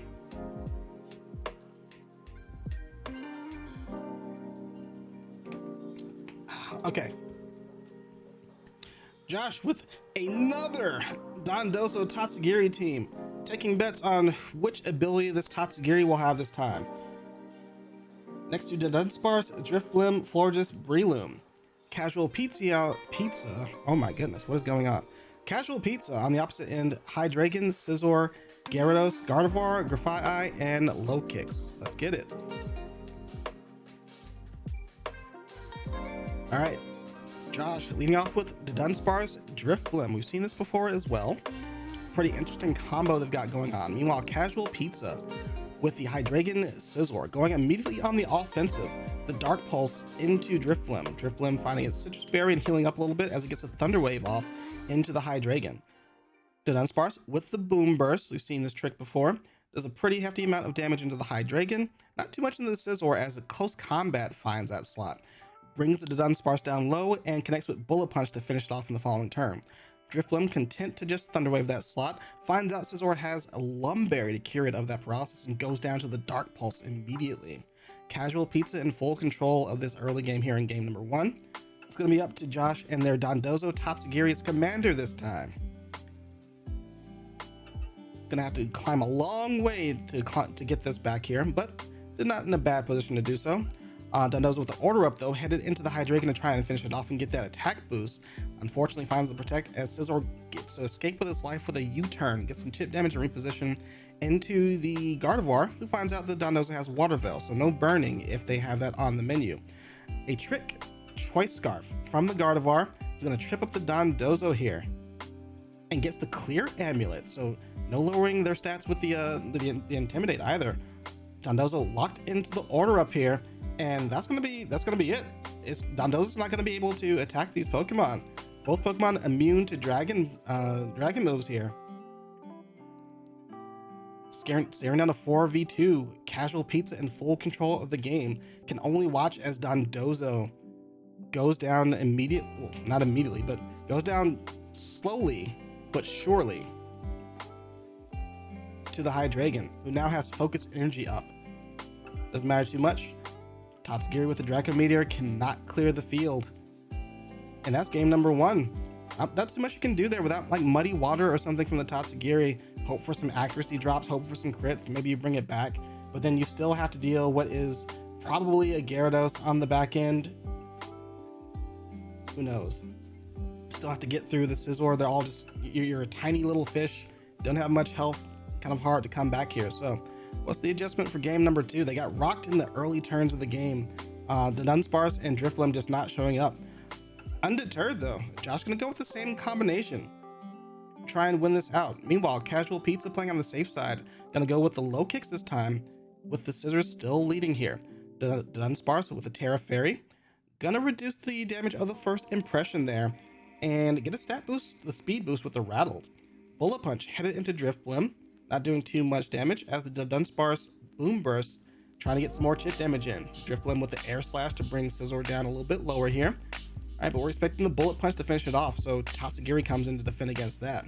Meanwhile, Throat Chop from the low kicks, putting in work and KOing the Drifblim here on the last legs of its life. Josh gonna try and defend with Florges, uses Protect, scout out the next move here. Correctly does so as the Bullet Punch from Scizor is headed in that direction. Tatsugiri with the Muddy Water is going to KO the low kicks, but not quite getting the KO on the Scizor. That's going to be crucial here. Hydreigon coming in to try and close out this game here as Bullet Punch from Scizor, aiming the floor, just almost KOs it. Tatsugiri with the Muddy Water, going to KO this Scizor, take some chip damage onto the Hydreigon, but immediately gets KO'd back by the Draco Meteor on the opposite end. Florges, still alive, gets the Moonblast onto the Hydreigon and KOs it in return. We got a match. 2v1 situation in Josh's favor. Is it going to be enough? Gardevoir with the Trace coming in versus a low Florges and a low Dunsparce. Terastallizes into the Psychic type. Florges uses Protect, expecting a move going in that slot, but a unfortunate prediction as it aims into the Dunsparce, instead KOing it. And it has more than enough speed, more than enough power to take out the Florges with its own Psychic. And that's the end of the game. Unfortunate turn of events for Josh there. Couldn't quite make the call out on the last turn of the game. Not certain if they had enough gas in the tank to try and close out the kill either, if they predicted correctly. But CasualPizza with just full control over the first game, gets to cruise along in game number 2 pretty much as well though. So congrats to them. Moving on to the next round.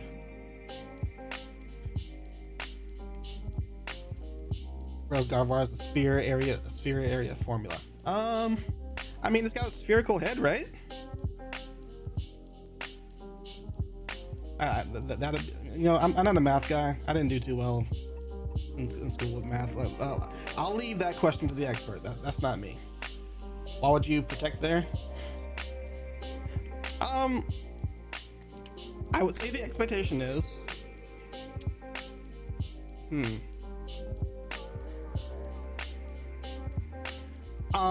were gonna try and Boom Burst. That's my expectation. They were hoping to get the damage that they needed. They weren't confident in Florges getting enough damage off, so they wanted to protect, Boom Burst, hope the Gardevoir hit the Florges slot. If nothing else, it's the lower health target, so maybe that's the expectation, that they go for the lower health target. But I would say threat assessment dictates that the Dunsparce needs to go first. So I think that's correct targeting on CasualPizza's side, but honestly, it's up to the player, so that's a bit of a coin flip.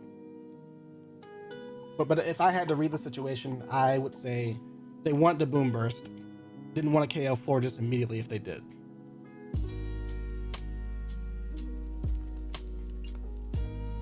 All right, getting the next matchup queued here. And that's gonna be, and I apologize if I'm butchering names consistently, Mitch versus Zaffre.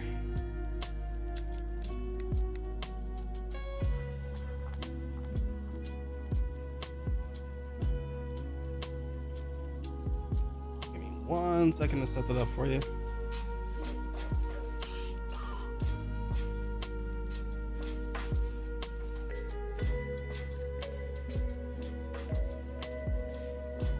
Here we go.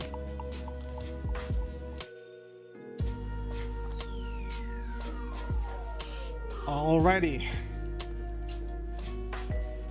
I have no idea which is which. Yeah, that disturbs me.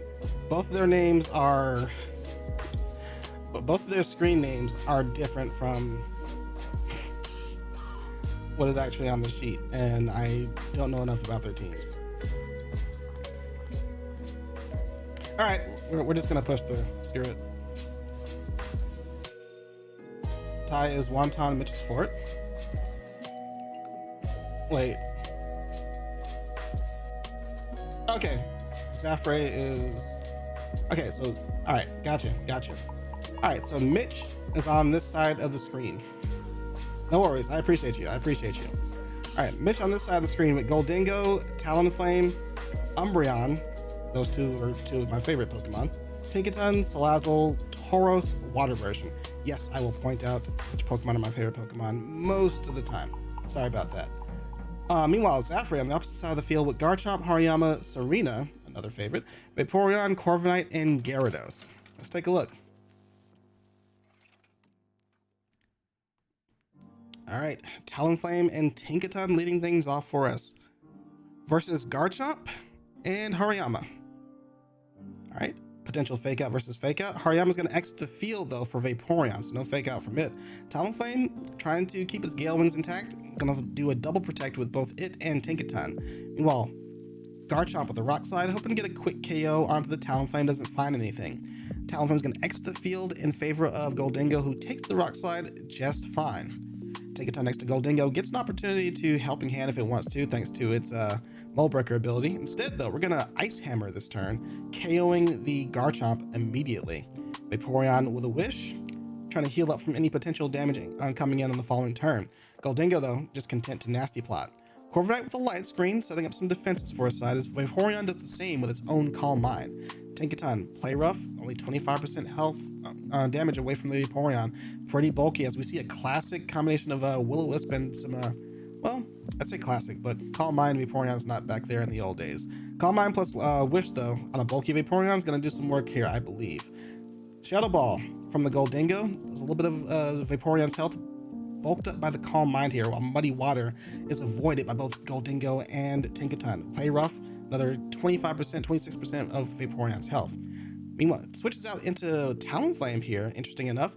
Vaporeon's going to protect, correctly does so versus the Shadow Ball, as the Corviknight goes for an Iron Defense on this side. Very interesting. Talonflame with the Brave Bird, get the final bit of chip damage onto the Vaporeon, and Shadow Ball doubling up just to finish it off before it becomes a menace, before it gets a chance to Wish Protect again. Corviknight with the Body Press, though, in the Talonflame, not going to do too much here. Hariyama coming in, try and salvage the game. Terra Water coming in from it. Talonflame protecting, expecting that fake out to go through. Goldingo protecting, just in case of any shenanigans here. Body Press from the Corviknight, not going to find anything.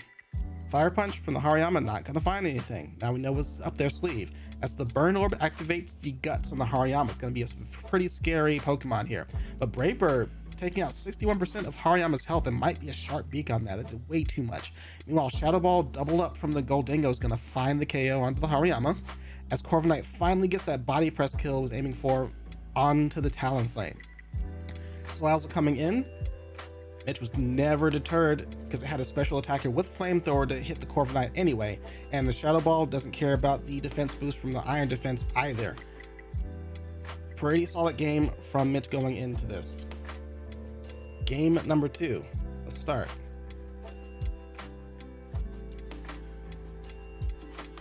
And just to keep things even, let's keep these on the same side of the field here. Thank you. All right, Corviknight Knight leading off with Vaporeon this time, and Gholdengo leading off with Talonflame, just as in game 1. No need to switch it up this time. Talonflame with a Will-O-Wisp in the Corviknight Knight this time. No Tailwind has been seen yet. Probably don't need it because the team is just that much faster on this side. Corviknight Knight with another Light Screen. Vaporeon with a Calm Mind. We've seen this trick before. Right, everyone getting their defenses set up. Talonflame with the Will-O-Wisp just to get some chip damage on the Vaporeon with a burn here. Shadow Ball from Gholdengo is going to take a pretty decent chunk of Vaporeon's life. Corviknight Knight undeterred gets a chance to set up the Iron Defense. Vaporeon with the Muddy Water though, going to immediately knock out the Talonflame. No accuracy drop on the Gholdengo, fortunately though. Salazzle coming in, see what kind of damage it can do. Corviknight Knight's going to escape in fear of its life because of the Salazzle. Vaporeon protecting, going to heal up a little bit. While the Fake Out from Salazzle not going to do anything thanks to the Queenly Majesty from the Serena. Shadow Ball from the Gholdengo headed for the Vaporeon, not going to find anything. Will-O-Wisp is evening out the health regain from the leftovers there. Turn 4, Salazzle flamethrowers into the Serena. Doesn't KO it, but burns it. Gholdengo with the Make It Rain, not enough to KO either. Serena with the Fling. Sling it's Assault Vest, curiously enough. Vaporeon now gets a chance to Wish, gets a chance to Protect, as Serena goes down to the burn from Will-O-Wisp. Here comes Gyarados. Let's see what it can do. You know, Vaporeon is very likely to Protect here, try and recover from that Wish, but it doesn't actually. Salazzle with the Sludge Bomb goes into Gyarados, only 30% health taken off of there. Gyarados with the Waterfall, trying to get some damage on the Salazzle, but finds Terra Grass on it to defend against it. Meanwhile, Shadow Ball from the Gholdengo, undeterred by anything, undeterred by the Wish, keeps it honest and KOs the Vaporeon. Corviknight Knight comes in to take its place, as Gyarados terrestrializes into flying. Gholdengo gonna protect for the last bit of its health, as the Sludge Bomb from Salazzle chunks Gyarados down even further. Waterfall was aimed for the Gholdengo slot, but finds the Protect. Corviknight Knight with the Body Press, not enough to KO the Salazzle. Mitch is in pretty good position for this game, as it switches out the Gholdengo for Tinkaton. Salazzle with a Sludge Bomb into the Gyarados, still not enough to KO. Meanwhile, Gyarados with the Waterfall lands a crit onto Tinkaton, may be crucial here. Another Body Press from the Corviknight Knight, still not enough to take out the Salazzle, thanks to that burn here, and no boost from the Iron Defense. Gyarados protecting on the last bit of its health, defends against the Fake Out, as Salazzle flamethrowers in the Corviknight Knight, does not get the KO, and finally lands that Body Press to KO the Salazzle here. Once again, we do have a match. Close 2v2 here to close things out. Gholdengo, 6% health, not faster than the Gyarados, falls to the Waterfall. Play Rough from the Tinkaton closes out the kill finally on the Gyarados, but Corviknight Knight gets a chance to roost, and that's going to be very crucial as Tinkaton doesn't have a way to really hit the Corviknight Knight hard enough, especially if it gets those Iron Defense boosts up. Another Play Rough here. Gets a attack drop, but Mirror Armor from Corviknight Knight is the hero in the last few turns of this game. Lowers Tinkaton's attack stat instead. Comes Ice Hammer, only doing 10% damage to the Corviknight Knight. Tinkaton too weak, Corviknight Knight too bulky. As the Body Press finds the Tinkaton, and surely that's all she wrote, as one more Body Press is all that's needed to close out game number 2. Gotta wonder if Corviknight Knight was the target there instead of the Gyarados, but also is pretty dicey since Tinkaton at 25% health thanks to a crit from earlier here. Let's wrap things up here with game number 3. And again, let's make sure we're on the correct side, you dumb browser. Excuse me there. Garchomp, Gyarados. Facing off against Gholdengo and Talonflame. Classic pairing here. Gyarados, gonna protect, probably scouting out a potential Thunderbolt hero. Will-O-Wisp from the Talonflame goes into the Garchomp but finds the Lumberry, wasn't able to scout that out earlier. Earthquake from the Garchomp, of course doesn't affect the Gyarados, who protected anyway, but does take the Gholdengo down very low. Nasty Plot may be coming in a little bit too late, but Talonflame with the Tailwind is going to allow Goldingo to use Make It Rain ahead of anything, KOs the Garchomp, brings down Gyarados really, really low. 32% health left to defend against it. Goldingo still alive, or is it? Nope. Waterfall to close out the last bits of health from that. Talonflame still standing strong, though at a -1 attack stat. Very crucial as a very bulky Vaporeon is coming in to try and set up against things. Corviknight coming in to take Gyarados' place. We've seen this combination before. Terra Flying from Talonflame to try and maximize damage from the Brave Bird as the Play Rough connects from the Tinkaton as well. Vaporeon going to use Calm Mind here, try and start setting things up. Corviknight surely to use Iron Defense here to defend against these Tinkaton and Talonflame. Nope, I am bad at predicting. I would have lost this match. Here comes Gyarados to take its spot, lower the attack stats of both Pokemon with -1. Tinkaton's attack was not lowered though because it has own tempo, not Mold Breaker. Tinkaton with Play Rough headed for the Vaporeon slot. We're going to try and double up again to close out the kill. Or so I thought. Again, I lost this game. Will-O-Wisp goes into the Gyarados to burn it and cripple it. Following turn, we have Play Rough to get some more chip damage into Vaporeon, and the following turn, Brave Bird from Talonflame closes out the kill finally. Let me stop getting ahead of myself. I do apologize for the crowd. Tinkaton with the Play Rough, and Tinkaton with the Play Rough and Brave Bird is what closed out the kill. Excuse me there. Waterfall taking out some of Talonflame's damage, but not enough until this following turn. Will-O-Wisp from the Talonflame onto the Corviknight, burning it yet again. Tinkaton with the Play Rough to close things out on the Gyarados. We're back on track there. Thanks for being patient with me. Corviknight with the Iron Defense, trying to lead into these body presses to close out things. Salazzle with the Fake Out, getting some chip damage down here. Tinkaton with the Ice Hammer, learning its lesson from last time. Doesn't want to get that attack down, that attack drop there. Alright, but surely with a Flamethrower incoming from Salazzle, that'll be all that's needed. And it is. No light screen up this time to try and salvage the game. All comes down to the Salazzle Flamethrower at full health to close it out very cleanly. Has Zaffre terra'd yet? As in this game or in or period? I don't believe they terra'd at all. There was no Terra Flying, there was no Terra Fire, no Terra nothing.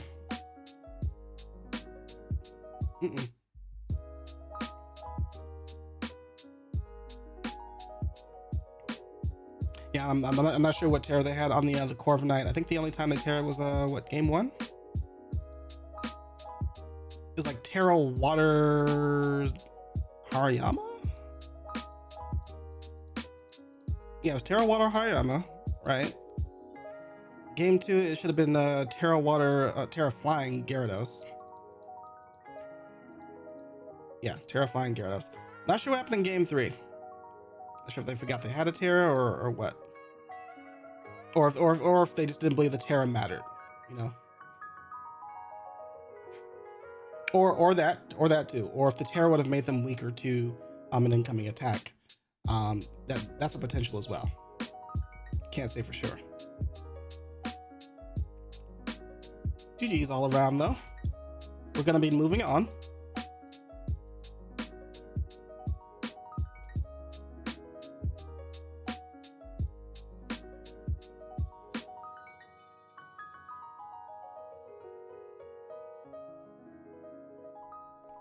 Excuse me for a sec there, had to sneeze.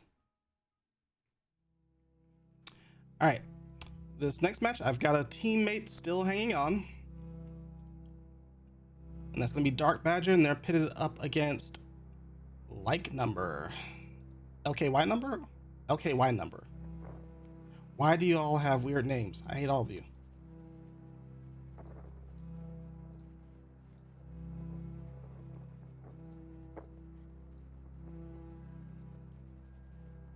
I didn't mean that, please forgive me.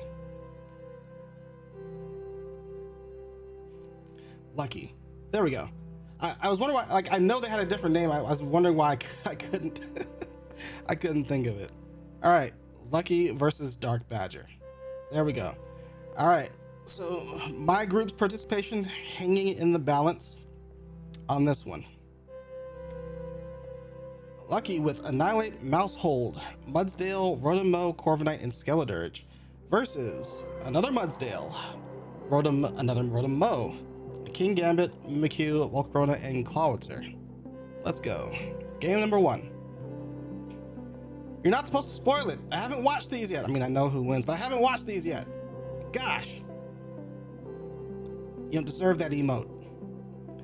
Anyway, let's dial it back for a second. Let's dial it back. Game number 1. Mousehole leading off for Lucky, alongside Mudsdale. Meanwhile, a latecomer to Darkbadger's party, Cruzer, partnered up with the Volcarona here. Gonna see Mudsdale switch out into Wontonamo as the Mousehole uses Taunt into the Volcarona.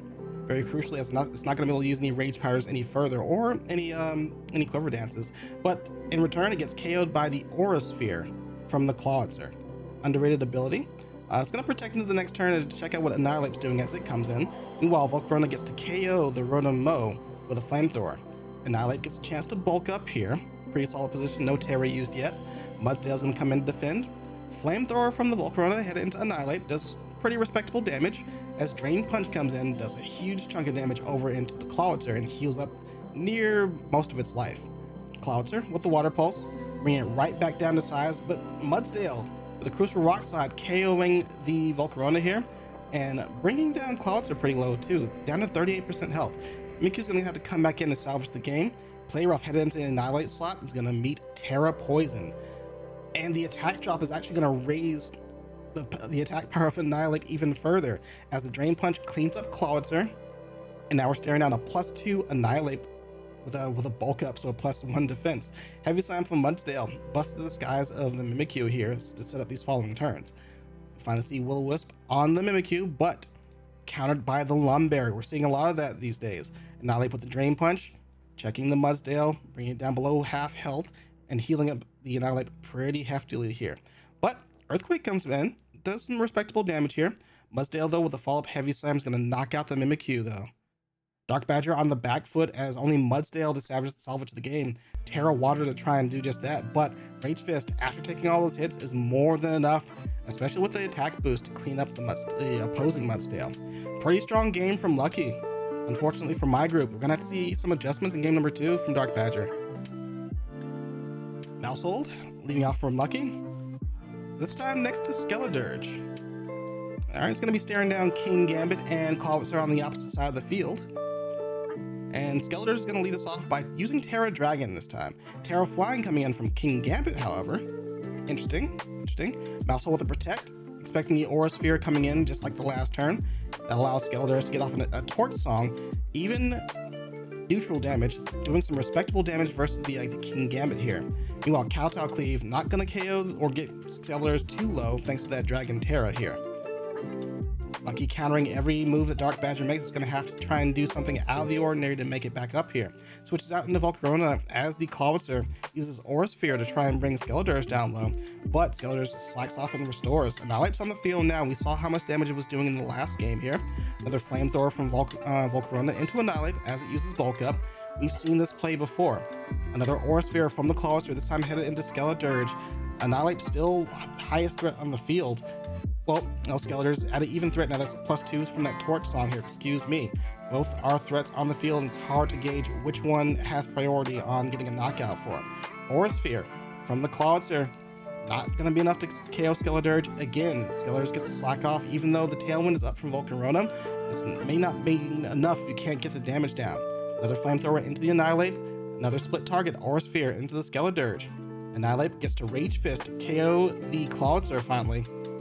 Skeledirge still alive, close out the KO into the Volcarona with Torch Song, now at +3. This is getting really dicey for Darkbadger as their opponent is only getting stronger and stronger as the game goes on. King Gambit and Wontonamo to try and salvage things out here. Annihilate with the Protect, expecting a Sucker Punch in that slot probably, but no, Sucker Punches into Skeledirge, curiously enough. Thunderbolt from the Wontonamo to try and close out the Annihilate, but the Protect defends correctly. But Mousehold still hiding in the back, has the Follow Me, keeps the Annihilate very safe here. Sucker Punch from the King Gambit, aim for Annihilate, but only finds the Follow Me from Mousehold, unfortunately. Leaf Storm aimed that direction, misses. If it gets a KO, then Darkbadger has a chance, but Rage Fist connects with the Rotom, and that crushes Darkbadger's dream of a round 3 playoff slot. Sucker Punch one more time, hoping to connect, hoping to get something done, but Rage Fist, follow me, Rage Fist, just closes out the game very solidly. Good game to Lucky, very well prepped, like item prep was on point, the Lumberry to clear out the burns. The positioning, also really good. Torch Song, Bulk Up, Annihilate, just stacking up these turns. Really hard to get the KO on either of those two Pokemon, they're just so bulky. Finally getting the KO, that just means Mouse Hold moves into whatever slot fell, and paired up with the Annihilate, easy way to clean up the game. Really, really good stuff. Why did he not play around? He might have been choice locked. Might have been choice locked. I didn't see the team sheet. If you were asking about the Sucker Punch not switching up the move, it was very likely that they were choice locked.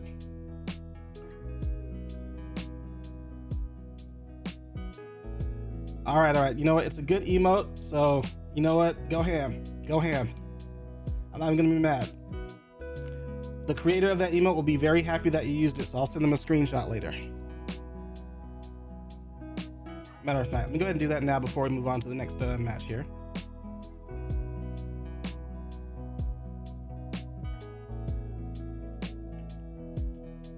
Alrighty. Yeah, choice banking Gambit. So I've said it before. There you go, Crest.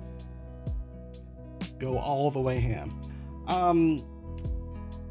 You know, I've said some things before, like sometimes you want to do some really out of the ordinary things in hopes of tripping up the opponents in like a draft league. Sometimes it's a little bit too far out there. Who knows? I think. Let me see. Well, no. If I start trying to analyze this now, I'm not going to stop ranting. So let me move along from that. I'm not sure if I hate or like the Banded King Gambit, but I haven't actually looked at the matchup to see.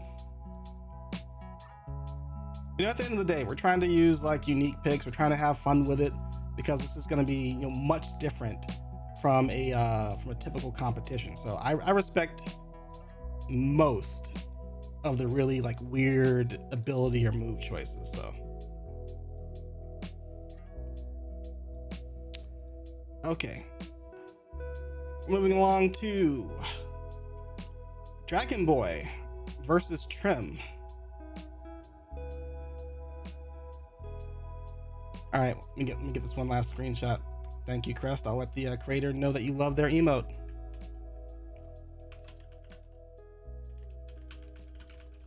All right, they have been notified. Okay. I forgot the names just as quickly. All right, Trem on the bottom side of the screen versus Dragon Boy. So we're seeing another Dragon plus Rain team. Those seem to have been doing pretty well in the group stages. In here in playoffs, though, they have not performed as well as I would have expected it. No, legitimately, Crest, you're fine. You're actually fine for emote spam. The rest of you are fine too. All right. If it's emote spam, we're good. If it's like malicious spam, or we're gonna have to cut. We're not going that route. But legitimately, go ham with that one. All right. Sorry, we're off track. Trem, Dragon Boy. Trem with the Goldingo, Kilowattrel, Quaquavel, Flapple, Frostmoth, Persian versus Dragon Boy with the on-brand Dragonite, Lucario, Beartic, Pelipper, Dreadnought, Raichu. Two Pokemon with the Swift Swim ability to abuse here with differing types. Let's see how well Dragon Boy uses it here in this round. For Trem, Kilowattrel is going to lead us off next to Gold Member, the Goldingo, opposing the Lucario and Dragonite. Lucario with the extreme speed into the Kilowattrel here. I was almost expecting a Terra normal double extreme speed into the Kilowattrel target, not gonna lie. But Dragonite's actually gonna use Dragon Dance as the Kilowattrel uses Tailwind and Goldingo uses Nasty Plot to set up here. All right, we see a Dragon Dance. Oh, that was the previous turn, excuse me. Extreme Speed finally coming out from the Lucario into the Kilowattrel. Dragonite's just gonna play it safe and protect as the Goldingo uses Make It Rain. Not gonna tear too heavily into the Lucario here. as Dragonite closes out the kill on Kilowattrel with the extreme speed. Goldingo using Terra Steel to boost his damage even further, but thanks to Lucario's Steel typing and Dragonite's very likely multi-scale, not gonna get a KO here. Meanwhile, Earthquake chunking out for a ton of damage here. Alright, Dragon Boy done pretty well to last out these Tailwind turns, gets a KO for themselves and avoids a KO of their own. Quaquaval is gonna enter the field, and Pelipper is gonna enter the field as well. Dragonite with another Protect, as Quaquaval comes in with the Aqua Step. Another Make It Rain from the Goldingo, resisted by the Pelipper. Pelipper stays alive, very crucially, as the Tailwind exits the field. Dragonite with Terra Flying now, as Pelipper uses Wide Guard to defend against the Make It Rain. Terra Blast into Quaquaval to KO it immediately. Remember that Dragon Dance boosted speed so it can get ahead of it, and no Aqua Step to boost the speed from Quaquaval, fortunately. Make It Rain thwarted by the Wide Guard from the Pelipper, good choice. Meanwhile, Frostmoth, while one of my personal favorites, not really expecting to do too much here. Goldingo protects here. Pelipper Wide Guards in response, just in case the Make It Rain comes out, but Terra Blast is too strong for Frostmoth to endure and do anything in return. Goldingo on its own. I keep trying to say Goldingo, but the gold member on my screen just wants me to scream it, so that's probably what I'm going to go with for the remainder of this match, as the Terra Blast is more than enough to KO Goldingo at the end of game 1. Let's move along. Game number 2. Let's get you on the correct sides, fellas. Alright, and we see a Dragonite appearing. Has been a menace every time it comes onto the field for any player here. Next to Lucario again. This time, Trem's gonna opt for a Persian and Quaquaval to see what it can do here. Protect from the Dragonite, as the Fake Out was aimed into that slot. I think we can expect now that it is multi-scale. Aqua Step going into Lucario. Quaquaval finally gets that speed boost that I was looking for. Meanwhile, close combat from the Lucario is gonna KO the Persian here. Alright, Dragon Boy's gotta be a little bit careful here. If Quaquaval gets both a speed boost and an attack boost on the Lucario, it could spell some trouble here. Extreme speed from the Lucario aimed at the Quaquaval, who protects correctly. Meanwhile, Kilowattrel actually opts to KO the Lucario here with the Thunderbolt. Dragonite with the Dragon Dance gonna try and set up before Quaquaval gets too far ahead into the game. Pelipper coming in, setting up some rain. Terra Ground on the Quaquaval. Terra Flying on the Dragonite. Quaquaval with the Aqua Step. Alright, not gonna do too much here thanks to that multi-scale here. Thunderbolt from the Kilowattrel is gonna KO the Pelipper. Still faster than the Dragonite, that's crucial to know. Terra Blast gets a critical hit on the Quaquaval, may not have mattered thanks to that attack boost there, and Quaquaval just generally being so frail here. Goldingo shows its face one more time here as Dreadnought enters the field for the first time for Dragon Boy. Goldingo with a Protect to defend against whatever comes its way. Extreme Speed though is going to go into Kilowattrel and bring it down low. In response though, Kilowattrel gets to KO the Dragonite, now Terra Flying with the Thunderbolt. Dreadnought with the Rock Slide tries to KO Kilowattrel but misses the Rock Slide very crucially. Kilowattrel gets to live another day and is still much faster than Dreadnought with Swift Swim. And that's going to end the battle for Trem there. Good game. Right, gonna bring it down to the wire here. Get everybody on the correct sides. Over here in game number 3. Raichu and Pelipper versus Persian and Quaquaval one more time. It seemed to be a solid opening combination for Trem, putting Dragonite on the defensive and allowing Quaquaval to get at least one Aqua Step in. You gotta imagine if it leads in with a Moxie, it can get it set up pretty quickly and take control of the game, similar to how Dragonite with the Dragon Dance did in game 1. Anyway, double Protect as the Fake Out from Persian goes into Pelipper and Raichu. Alright. Oh, excuse me, the opposing protects. Pelipper actually doesn't protect and gets a Tailwind, excuse me there. Pelipper now gets an Icy Wind next to Thunder from Raichu to KO the Persian here. Quaquaval with a Terra Blast. Terra Blast ground into Raichu finds the Focus Sash. No KO, no Moxie boost here. Very crucial here. Raichu with a Protect, really trying to prevent Quaquaval from getting all these boosts that it really wants to get. Pelipper with an Icy Wind into the Kilowattrel. The Kilowattrel can't really attack right now until Raichu leaves the field though, so it's just going to set up a Tailwind until Quaquaval can get the Aqua Step that it needs. Thunder into the Kilowattrel, KOing it before it can do too much damage, and Hurricane from the Pelipper actually. The Icy Wind speed drops are coming in clutch and paired in with the Tailwind there. and they get the Quaquaval off the field before it can do too much more damage. Raichu gets to live another day and uses Protect. Shadow Ball was aimed into that slot, and Tailwind is still up for Trem, so very crucial. Pelipper going to use Icy Wind. Not going to lose any stats for that though, very likely a Clear Amulet preventing that. Clear Amulet, or what's the Covert Cloak, excuse me. Shadow Ball, aimed for Raichu one more time, finds Dragonite instead, as the Pelipper gets to use a Hurricane, a critical hit, taking over half of Goldingo's life. This is looking very grim for Trem. No pun intended, didn't mean to rhyme there.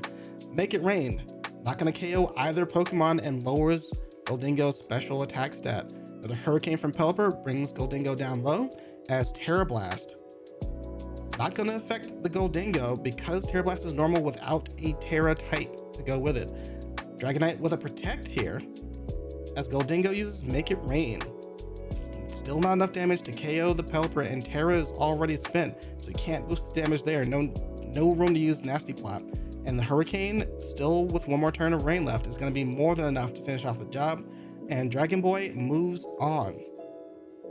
Very weird way to close out the game there, but congrats nonetheless. If the Make It Rain had crit the Pelipper and KO'd it, crucially KO'd it, would Trem have won? Because who's left? It's Dragonite, Pelipper, and Raichu. It's still tough because even past the all right, let's say they get the crit on the Pelipper. There's Dragonite, pretty low health, and Raichu left, right? Raichu gets to move ahead and use Thunder. If that doesn't KO the Goldingo, then it brings it down really low. Goldingo's forced to use Make It Rain. It gets another special attack drop as the Dragonite protects. Kills the Raichu, but now it's doing even less damage to the Dragonite. And all the Dragonite has to do is use Earthquake from there. So not only would he have had to crit Pelipper there and KO it, crucially crit and KO it. He would have had to survive the next turn from the Thunder from Raichu, KO that, and then crit the Dragonite, get another crit onto the Dragonite because they wouldn't have had enough damage if they just like protect Thunder on the turn that Raichu comes in. Yeah, like, so I mean, like, it's like I was saying, Dragonite plus Rain. If you don't like find like the right sequence, like the right route to play the game, it's really difficult to deal with because at any point they can do Rain plus Swift Swim stuff. You kind of want the Pelipper or the Dreadnought off the field, and they can protect that with the Raichu. You can't use like you're already limited on the amount of electric attacks in the game, like strong electric attacks in the game. And Raichu like nullifies that, so then you have to rely on grass type moves that Dreadnought then gets to resist because it uses Terra on grass on its own. And in the wings the entire time is the threat of a Dragonite, and that can be anything. It could be Dragon Dance like we saw here. It could be Choice Band, Terra Normal, Extreme Speed. It could be a special variant. We could have seen like special Hurricane Draco Meteor version of Dragonite. It's so unpredictable. So you have like such a heavy offense with the Rain and such a variable offense with the Dragonite. It's hard to like pick the right mons, especially when you've already locked in a squad coming into playoffs. Like you just may not have all the pieces that you need to deal with this. That being said, I think Trem has like some pieces that could have done pretty well in the game. It's really weird to do though. I think in this game, Dragon Boy coming in with Icy Wind was pretty cool. I think it was pretty cool, like because you got the Tailwind up with both Kilowattrel and Pelipper, but Pelipper had gotten down Icy Winds, so Quaquaval never got a chance to utilize the Tailwind. It's like really small stuff I think that's making the difference here. But other than that, just the combination of Dragonite and Rain, tried and true. All right, we're almost at the end here though, so let me move along and stop running my mouth. And next up, we're gonna have Wendall versus Accidental. And what happened here? Uh-oh. Okay, it looks like they submitted a when they submitted the replay for what looks like game one. Let me double check. Yeah, when they submitted the replay for game one, it looks like they submitted like the match room URL instead of the replay URL. So I got concerned for a second. Like, why is it showing me the end of the game? You can also protect after KOing the Pelipper and stall the last turn of Rain and Raikia. True, you could. If you're paying attention, that is very much a route you can do. It's still tough because as long as Dragonite comes in, Earthquake is more than strong enough to KO it. So it still comes down to whether or not Gholdengo has enough damage, can like crit. They need to crit. Because like every route where like Raichu comes out and Dragonite protects and Gholdengo makes it rain is it's lowering their special attack. Now, I was not paying attention, or I may have missed it. I'm not sure if it was choice locked or not. They could opt to predict the protect and go for a Shadow Ball into the Raichu instead. That is also a possibility, but you also kind of have to keep them honest, because if they just like don't go for that and they go for protect, you're still in the same position. So it's a bit tricky. There are routes where the Gholdengo could have won starting with a crit, but it's still it's on a razor's edge for them. All right, but that one's in the past. We're here in the now, and the now is Accidental versus Wendall. Accidental with the Dondozo, Rabsca, Tatsugiri. Somebody please take these Dondozo Tatsugiris out of commission so we don't see a final of Dondozo versus Dondozo. I beg of thee. Otherwise, I'm going to stop doing this. I'm not going to stop doing this just because of that. I'll just be very salty. But my personal feelings aside, Dondozo, Rabsca, Tatsugiri, Tauros Fire version, Stonjourner, and Sylveon versus Wendall's Cetitan, Indeedee, Sylveon, Bramblegast, Abomasnow, and Morgrem. Let's take a look at game number one. Dondozo Tatsugiri leading off immediately for Accidental. And they're going to find Indeedee and Sylveon on the opposite side. Commander is the ability for this Tatsugiri, so just immediately going for the Omni boost. Let's see how this plays out. Terra Dark from the Dondozo. Okay. Sylveon with the Protect, try to scout out what exactly this Dondozo is doing here. Looking for a skill swap, expecting that there might be an Oblivious there. Finds the Water Veil instead. All right, follow me from the Indeedee to take the Wave Crash here. As the Hyper Voice from Sylveon comes in, respectable damage at 35% health, activates the Throat Spray. This is going to be crucial for these next few turns. Indeedee's pretty healthy, can take another Wave Crash or two. Dondozo uses Protect though, it's going to try and heal up a little bit from the leftovers. Sylveon content to just sit there, spamming Hyper Voice, doesn't mind, especially with that special attack boost from the Throat Spray here. Another follow me from Indeedee as expected. Order Up from the Dondozo to try and increase its attack stat, does so successfully. Hyper Voice, bringing Dondozo down low. Indeedee is set to use one more follow me before inevitably, probably a Wave Crash will take it out. And it does so. Takes some recoil damage for its troubles, knocking out the Indeedee. Hyper Voice though, gonna go ahead and KO the Dondozo. All right, 1-for-1 trade. Got Sylveon standing strong with an attack special attack boost here.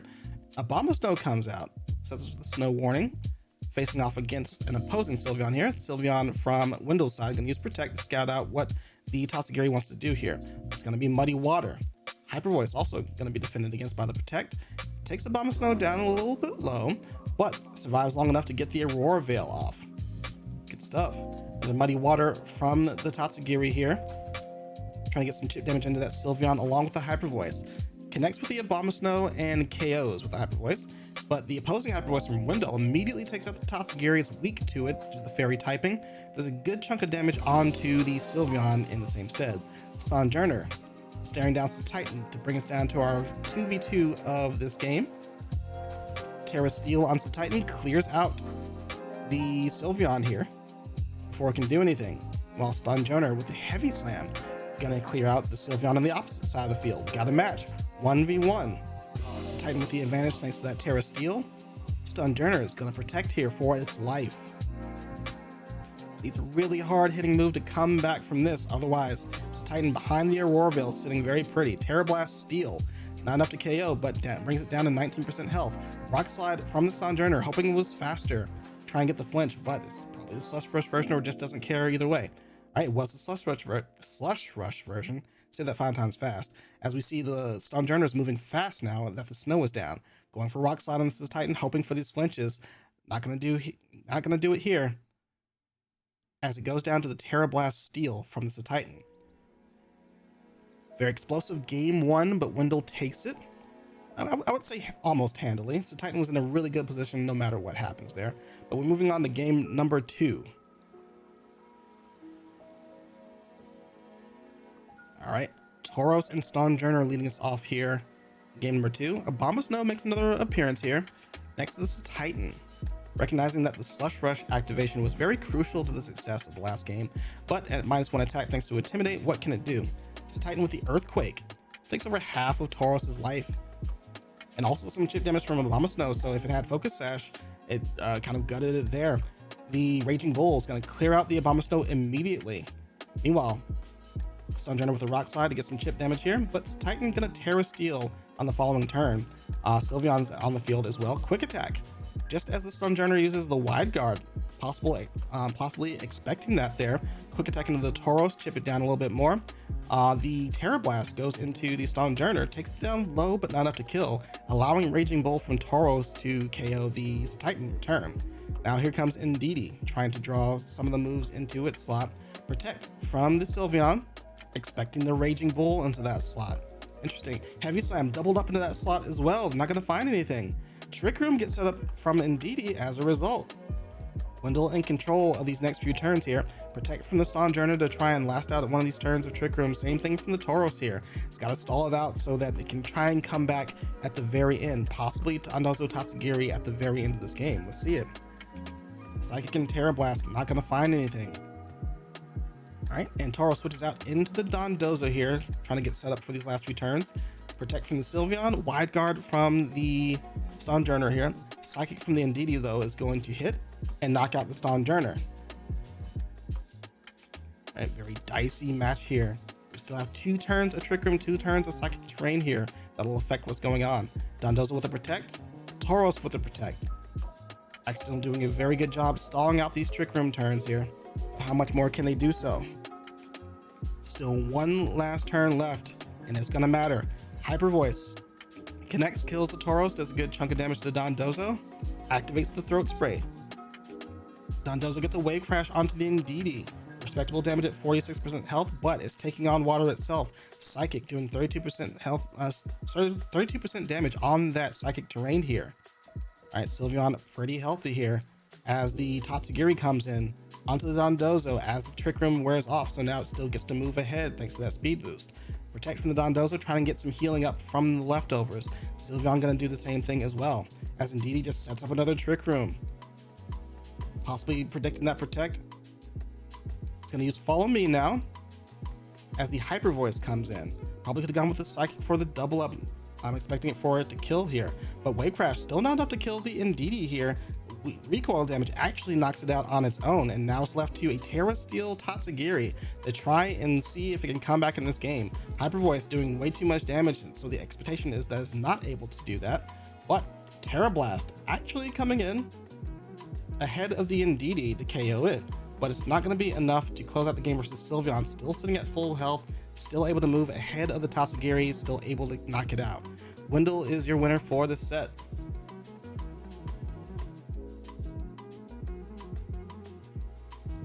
Let's see.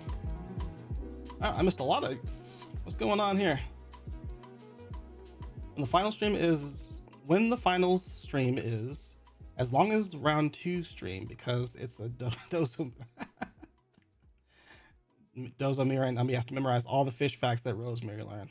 Listen, if we have a Dondozo finals match, I'm just going to let it play. And I'm just going to let some lo-fi music play at the same time. I'm not commentating that. Unless you convince me that they have some insane tech, or they've gentleman's agreement to only use Waterveil Dondozo and whatchamacallit, Storm Drain Tatsugiri. I'm good on that.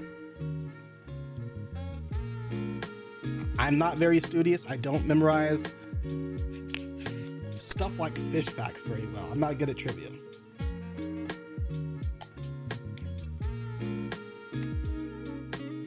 Actually, you know what I'll do?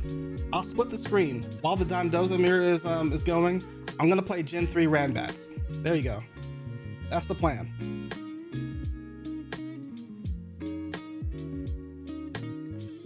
I'll either play Gen 3 Ranbats or I will start doing some TCG deck building.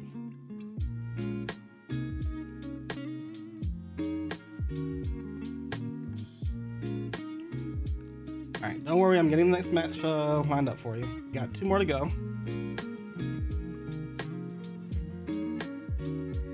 And this next one is going to be Comedier versus Luminary.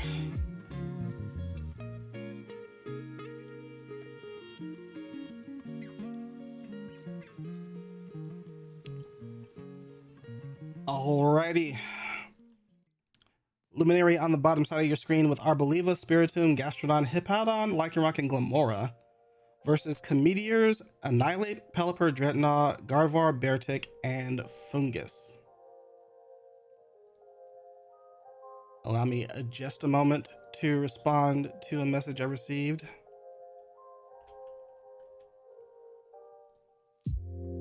And we're off to the races. Game number 1. Luminary leading things off with Glamora and Arboliva. Annihilate and Fungus on the side of Comedier here. Alright, Glamora with the spiky shield incoming.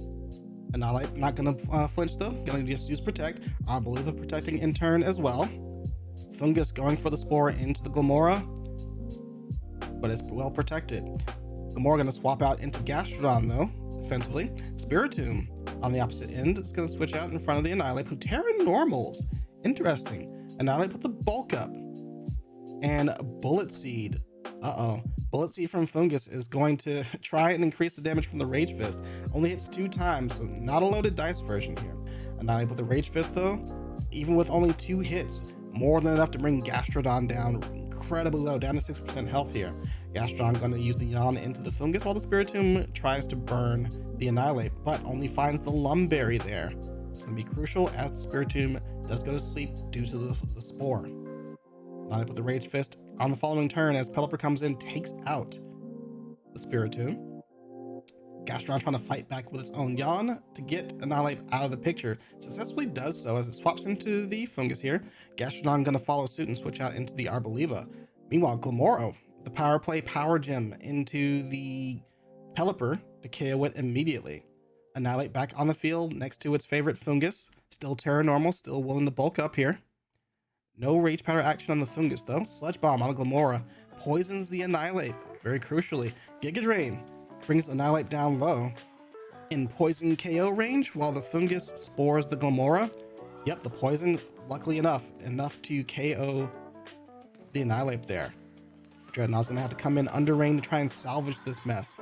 But Gastrodon's gonna come in and try and defend against the liquidation. Instead, Comedier successfully rock slides and KOs the Gastrodon, but for its efforts, Giga Drain is going to KO it in response. All Fungus can really do right now is Bullet Seed.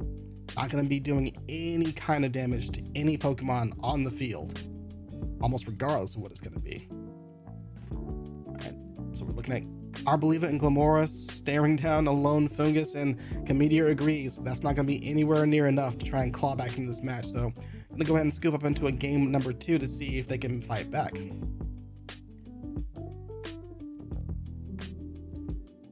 Alright, one more time to the opposite side of the screen is Comedier with Annihilate and Fungus.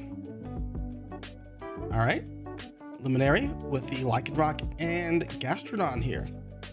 Annihilate, faster than both, gonna use Bulk Up. Gastrodon with the Yawn into the Annihilate. We already saw previously that it does have the Luminary, so if it goes to sleep, it gets to clear that. The bullet seed from the fungus, only 2 hits again, still increases the rage powder. Lycanroc gonna roar. Aims for the fungus slot, so Annihilate gets to get off scot-free here. Meanwhile, Hippowdon comes in, activate that Sand Rush potentially. Drain Punch though, heads into the Lycanroc though, and followed up by the U-turn. Unfortunate turn of events. Looks like Luminary tried to go for the roar but was unsuccessful, as the double up just KOs the Lycanroc for free. And they get the Pelipper out of dodge, so they get to reset the sand into rain later on if they choose to do so. The Yawn goes to waste as well, as the Lumberry clears the sleep off of Annihilate. Arboliva and Hippowdon on the field. Arboliva with the Terra Fairy to try and defend against this Annihilate, do some damage there. Hippowdon gonna curse up, try and defend further. Dazzling Gleam shown from Arboliva, boosted by the Terra Fairy. Not going to do a ton to the Fungus on the field. Fungus who gets a chance to Spore the Hippowdon though. So while it gets to bulk up with the Curse, not going to be able to use it in the following turn. Arboliva switches out into the Gastrodon now. Luminary scrambling for some kind of position here. Rage Powder from the Fungus, as the Annihilate Rage Powders into the Gastrodon slot, bringing it down to 2% health. Not long for this world. Alright, Gastrodon switching back out into Arboliva again and wants to save Gastrodon for a specific purpose here. Rage Powder, just in case Hippowdon wakes up, as the Rage Fist goes into the Hippowdon slot this time from the Annihilate. Comedier sitting pretty. Mary's switching, scrambling for their life, as the Fungus finally switches out into the Pelipper to clear the weather out, prevent any further chip damage. And now they're going to Terra Normal, still using Rage Fist, going into the Arboliva. Gets a KO and sets up the grassy terrain thanks to Seed Sower. Hippowdon, crucially, still asleep, hasn't been able to move after that curse. Gastrodon comes in on life alert. Annihilate with the Rage Fist goes into the Hippowdon, bringing down to 30% health as Gastrodon gets knocked out to Pelipper's Hurricane. It's all up to the little hippo that could, as it rock slides the Pelipper. Not going to be anywhere near enough to do considerable damage to Annihilate. Could grab a KO on Pelipper with enough time with another turn, but 2v1 situation, 4v1 situation, really, nothing doing. So we're gonna have to head to a game number 3 to see what adjustments are made. Ooh, I love this song. I keep forgetting the name of the song, but I love this song whenever I hear it. All right, one more time for the marbles. Annihilate and Fungus. I agree. Budget mouse hold. Budget mouse ape. It's Shroom ape. Alright. We see Spiritomb come onto the field with defending against the Drain Punch very successfully. Gomora with a Sludge Bomb recognizes Fungus as a threat that needs to get off the field, as it spores Gomora in return. Meanwhile, Annihilate still gets to bulk up. Combination of bulk up plus the Lumberry has been very crucial to the success of Comedier, so they're gonna have to do something very crucial in return to try and deal with it. They go for a Destiny Bond, hoping the Rage Fist from Annihilate goes into the Spiritomb to try and clear it off the field, but Annihilate just willing to bulk up as the Fungus lands Spore onto the Spiritomb here. Fungus with the Bullet Seed activates onto the Annihilate for 2 hits. Again, 2 hits. Not getting much more than that, so the Rage Power will still be kind of gated on damage. Rage Fist finally lands onto the Spiritomb. Destiny Bond not in effect this turn. And the Gomora is still asleep. Arboliva comes in to try and salvage the game. Switches out into the Gastrodon. Possibly looking to bait a move here. Gomora finally wakes up on a crucial turn, Sludge Bombs into the Pelipper, activating the Ogwav Berry. It's still within KO range of the Sludge Bomb, or it would be if the Rage Fist had not cleared it off of the field. Toxic Debris is activated, but doesn't matter too much as the Fungus can always clear it off the field and Pelipper is not affected. Arboliva comes onto the field, it's down to it and Gastrodon to see if it can come back in this game. Terra Fairy, as the Rage Fist heads into Gastrodon, KOing it off the field. Pelipper Hurricanes. The Terra Fairy helps Arboliva defend against it. Dazzling Gleam KOs the Pelipper, but not the Annihilate, even though it brings it pretty low. That's going to be very crucial. It needs to get rid of that Annihilate because that +2 is just way too strong, and that was the turn to do it. Fungus is coming in now. It doesn't matter. Rage Fist from the Annihilate, more than enough after the Bullet Seed boost and the bulk up boost to KO the Arboliva. The budget Annihilate Mousehold combination coming in clutch to just take full control over this game. Luminary very wanting for a good position into that team. Didn't quite have the mons or the strategy to do it. Meanwhile, Annihilate just got off scot-free thanks to that. Thanks to the Rage Powder. Thanks to the Lumberry. Pretty good stuff. Congrats. Moving on to round number 3. Sorry, I'm getting pinged a couple of times here. Bear with me. All right, and I know this crowd has more important things to do, so let me get the final matchup ready here. And that's Keanu versus Zaypher.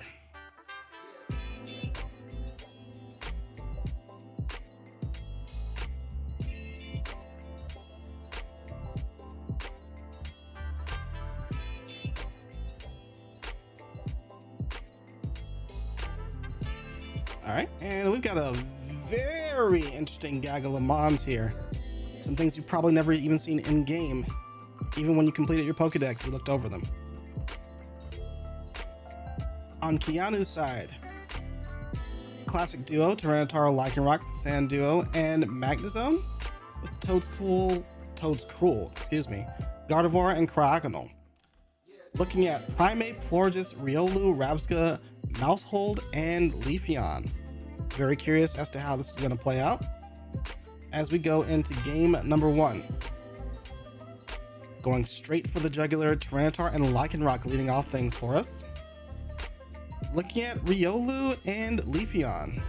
What's going on here? Sunny day from the Riolu to clear out the weather here. That allows Leafeon to get ahead of this Lycanroc, Leaf Blade it, critical hit it, and put it down to Focus Sash range. While the close combat, gonna land onto the Leafeon, 39% health, respectable. And the Rock Slide, not gonna connect on either Pokemon. That's gonna be crucial for these first couple of turns. Zaypher with some tech here, the Sunny Day to clear out the weather. Endure from the Lycanroc. We've seen all this before, this is textbook. Leaf Blade heads into it, Lycanroc gets to survive. Meanwhile, close combat from the Riolu of all things, gets to KO the Tyranitar. Finds out it has a Rocky Helmet in the process, which may be useful for later on. That's unfortunate, the Rock Slide missed there. Bullet Punch from the Riolu, getting around the Endure from the Lycanroc. Zaypher with a commanding position here as it takes off 2 Pokemon almost for free here. Leaf Blade gets some damage down into the Gardevoir and activates the Citrus Berry, but it allows it to set up the Trick Room on Keanu's side of the field here. Magnezone comes in to take advantage of it. Meanwhile, Zaypher switches out into Primeape and Rabsca to see if it can defend on the opposite end. Gardevoir with the helping hand as Magnezone uses Discharge. Avoided by Gardevoir's telepathy, brings down both Primeape and Rabsca pretty low, but not enough for a KO. What can they do here as Magnezone uses Terra Water. Helping hand again from Gardevoir as the Rabsca uses Protect to defend against it. Another Protect from the Primeape. We're just trying to stall out these Trick Room turns and see if we can get into a better position in the turns that follow here. Still 3 turns of Trick Room left. 2 turns, so it's going to be pretty tough either way. Another helping hand from Gardevoir, another Discharge from the Magnezone. More than enough to KO both Pokemon on the opposite side of the field. That's going to lead us into the very last turn of the Trick Room, where Riolu and Leafeon, our leading party members, come back out. Gardevoir with the helping hand, Riolu with the Protect, and Leafeon with a Protect. Gonna very successfully stall out this final turn of Trick Room here. As the Discharge lands on both of the Protects. And Leaf Blade finds home onto the Magnezone, but not enough to KO. That's pretty crucial. Close combat from the Riolu though, more than enough to KO it. And no Protect from Magnezone here, as the Gardevoir sets up another Trick Room, hoping the Magnezone would survive until now. Terra Steel on the Riolu, been a champion so far. Critical hit with a Bullet Punch into the Gardevoir. And it's going to be up to the Riolu to try and get this last bit of damage as the Leafeon goes down just there. Bullet Punch again onto the Gardevoir. As Moonblast, even through the Terra Steel, especially thanks to the special defense drop, is more than enough to KO the Riolu. Left at the very end of its life on 5% health, Gardevoir claws back. Will look very commanding for Zaypher early on, turned into an absolute mess later on, and Riolu just not able to do enough damage to close it out. Let's see if we can make some changes here in game number 2. Keep this thing exciting. It's already exciting so far. Oh, sorry. Let's get on the correct sides of the field. And again from Zaypher, we see Riolu and Leafeon versus Tyranitar and Lycanroc.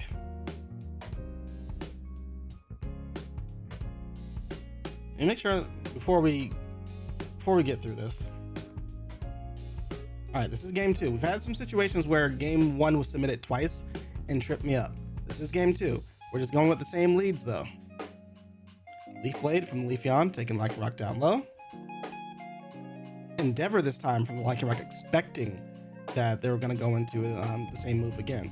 Terra Blast onto the Riolu, Focus Sash. Leafeon not a Focus Sash, but also on 1% health here, very crucially. Bullet Punch, landing again from the Riolu onto the Lycanroc, knocks it out. Rock Slide from the Tyranitar, this time knocks out the Riolu. Leafeon still left alive at 1% health. Tyranitar Terra Flying this game. Gardevoir coming in versus Florges. Two opposing fairy types, very specially bulky, as Terra Fire comes in from the Leafeon, try and do some additional damage to the Tyranitar before it goes down to its own life orb. While Florges with the Moonblast, with the combination of both, is enough to KO the Tyranitar, just as Gardevoir sets up Trick Room for his team again. We've seen this play before. Magnet Zone under Trick Room just as it goes up. Gets to take advantage of the Telepathy and the Trick Room, gets a Discharge off versus the Primeape, gets a Paralysis onto the Primeape who can't move this turn. Florges takes some chip damage as well. Gardevoir was headed for Primeape with the Will-O-Wisp, can't find it thanks to that Paralysis. Energy Ball, meanwhile, expecting the Terra Water on the Magnet Zone, nothing doing. Primeape, now slower than the Magnet Zone thanks to the Paralysis, gets to Drain Punch it and KO it for free. Gardevoir with the Moonblast, not enough to KO the Primeape, and importantly, activates the Defiant boost thanks to that special attack drop. Moonblast, critical hit from the Florges onto the Gardevoir, takes it down low and activates the Citrus Berry. Looking pretty rough for Keanu so far, but Primeape unable to move thanks to the full process again this turn. Makes out scot-free. Moonblast from the Florges goes in the Gardevoir, brings it down low. And just in case, it's going to try and stall this Trick Room with a Protect. And that's got to be all she wrote as Trick Room ends, and Moonblast finishes off the Gardevoir. Alright, and we got a match. Unfortunately, the full Paralysis salvaged the game there. Almost salvaged the game there. But so we're headed into a game number 3 nonetheless, thanks to the Florges clutching out the end of the game here. Very last game of the night for all the marbles. Keanu versus Zaypher. Tyranitar Lycanroc versus, again, the Riolu Leafeon combination. We've seen all different angles of this matchup so far, and now we're getting to see Sunny Day plus Terra Fire Leafeon using Swords Dance. Rock Slide from the Lycanroc, super effective now against the Leafeon. May have been ill-advised as it goes down to the 2-tap of the Rock Slides. Oh no, and now the Riolu is left on 5% health. Leafeon's gone, Terra is used up. It's a disaster for Zaypher right now. Riolu's gonna protect here and try and live on some type of health, maybe get a Bullet Punch to KO the Lycanroc later on. Energy Ball from the Florges and aims to do just that. Brings Lycanroc down to Focus Sash here, 1% health. Tyranitar with a Rock Slide to follow up though. Not gonna find the Riolu, but does a pretty hefty bit of damage to the Florges. Lycanroc with the Endure, expecting the Bullet Punch in that slot. Correctly defends against it. Moonblast, meanwhile, from the Florges is gonna fall up into Tyranitar.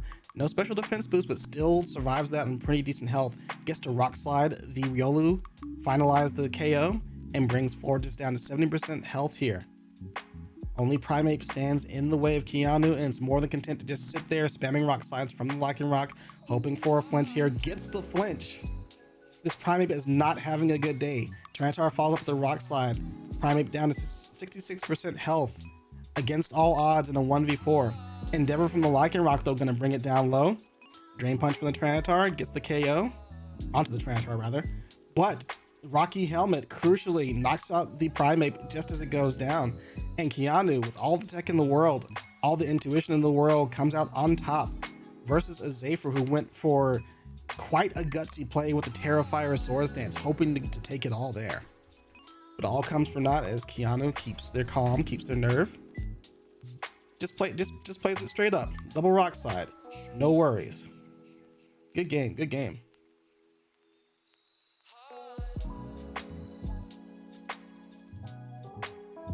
And that is all 16 matches from round number 2 of the VGC Draft League playoffs. Hoping you guys enjoyed all of that. If so, I am more than content to go into where are we at, quarterfinals next this week. We're in top 16, then top 8, then top 4, top 16. Okay, yeah. I'm more than willing to do this next week as well. So, gotcha. We're in top 16 quarterfinals next week. Listen, when I'm not participating any longer, you know, I kind of lose track of these things, you know. Yeah, I can definitely do this next week if you guys like.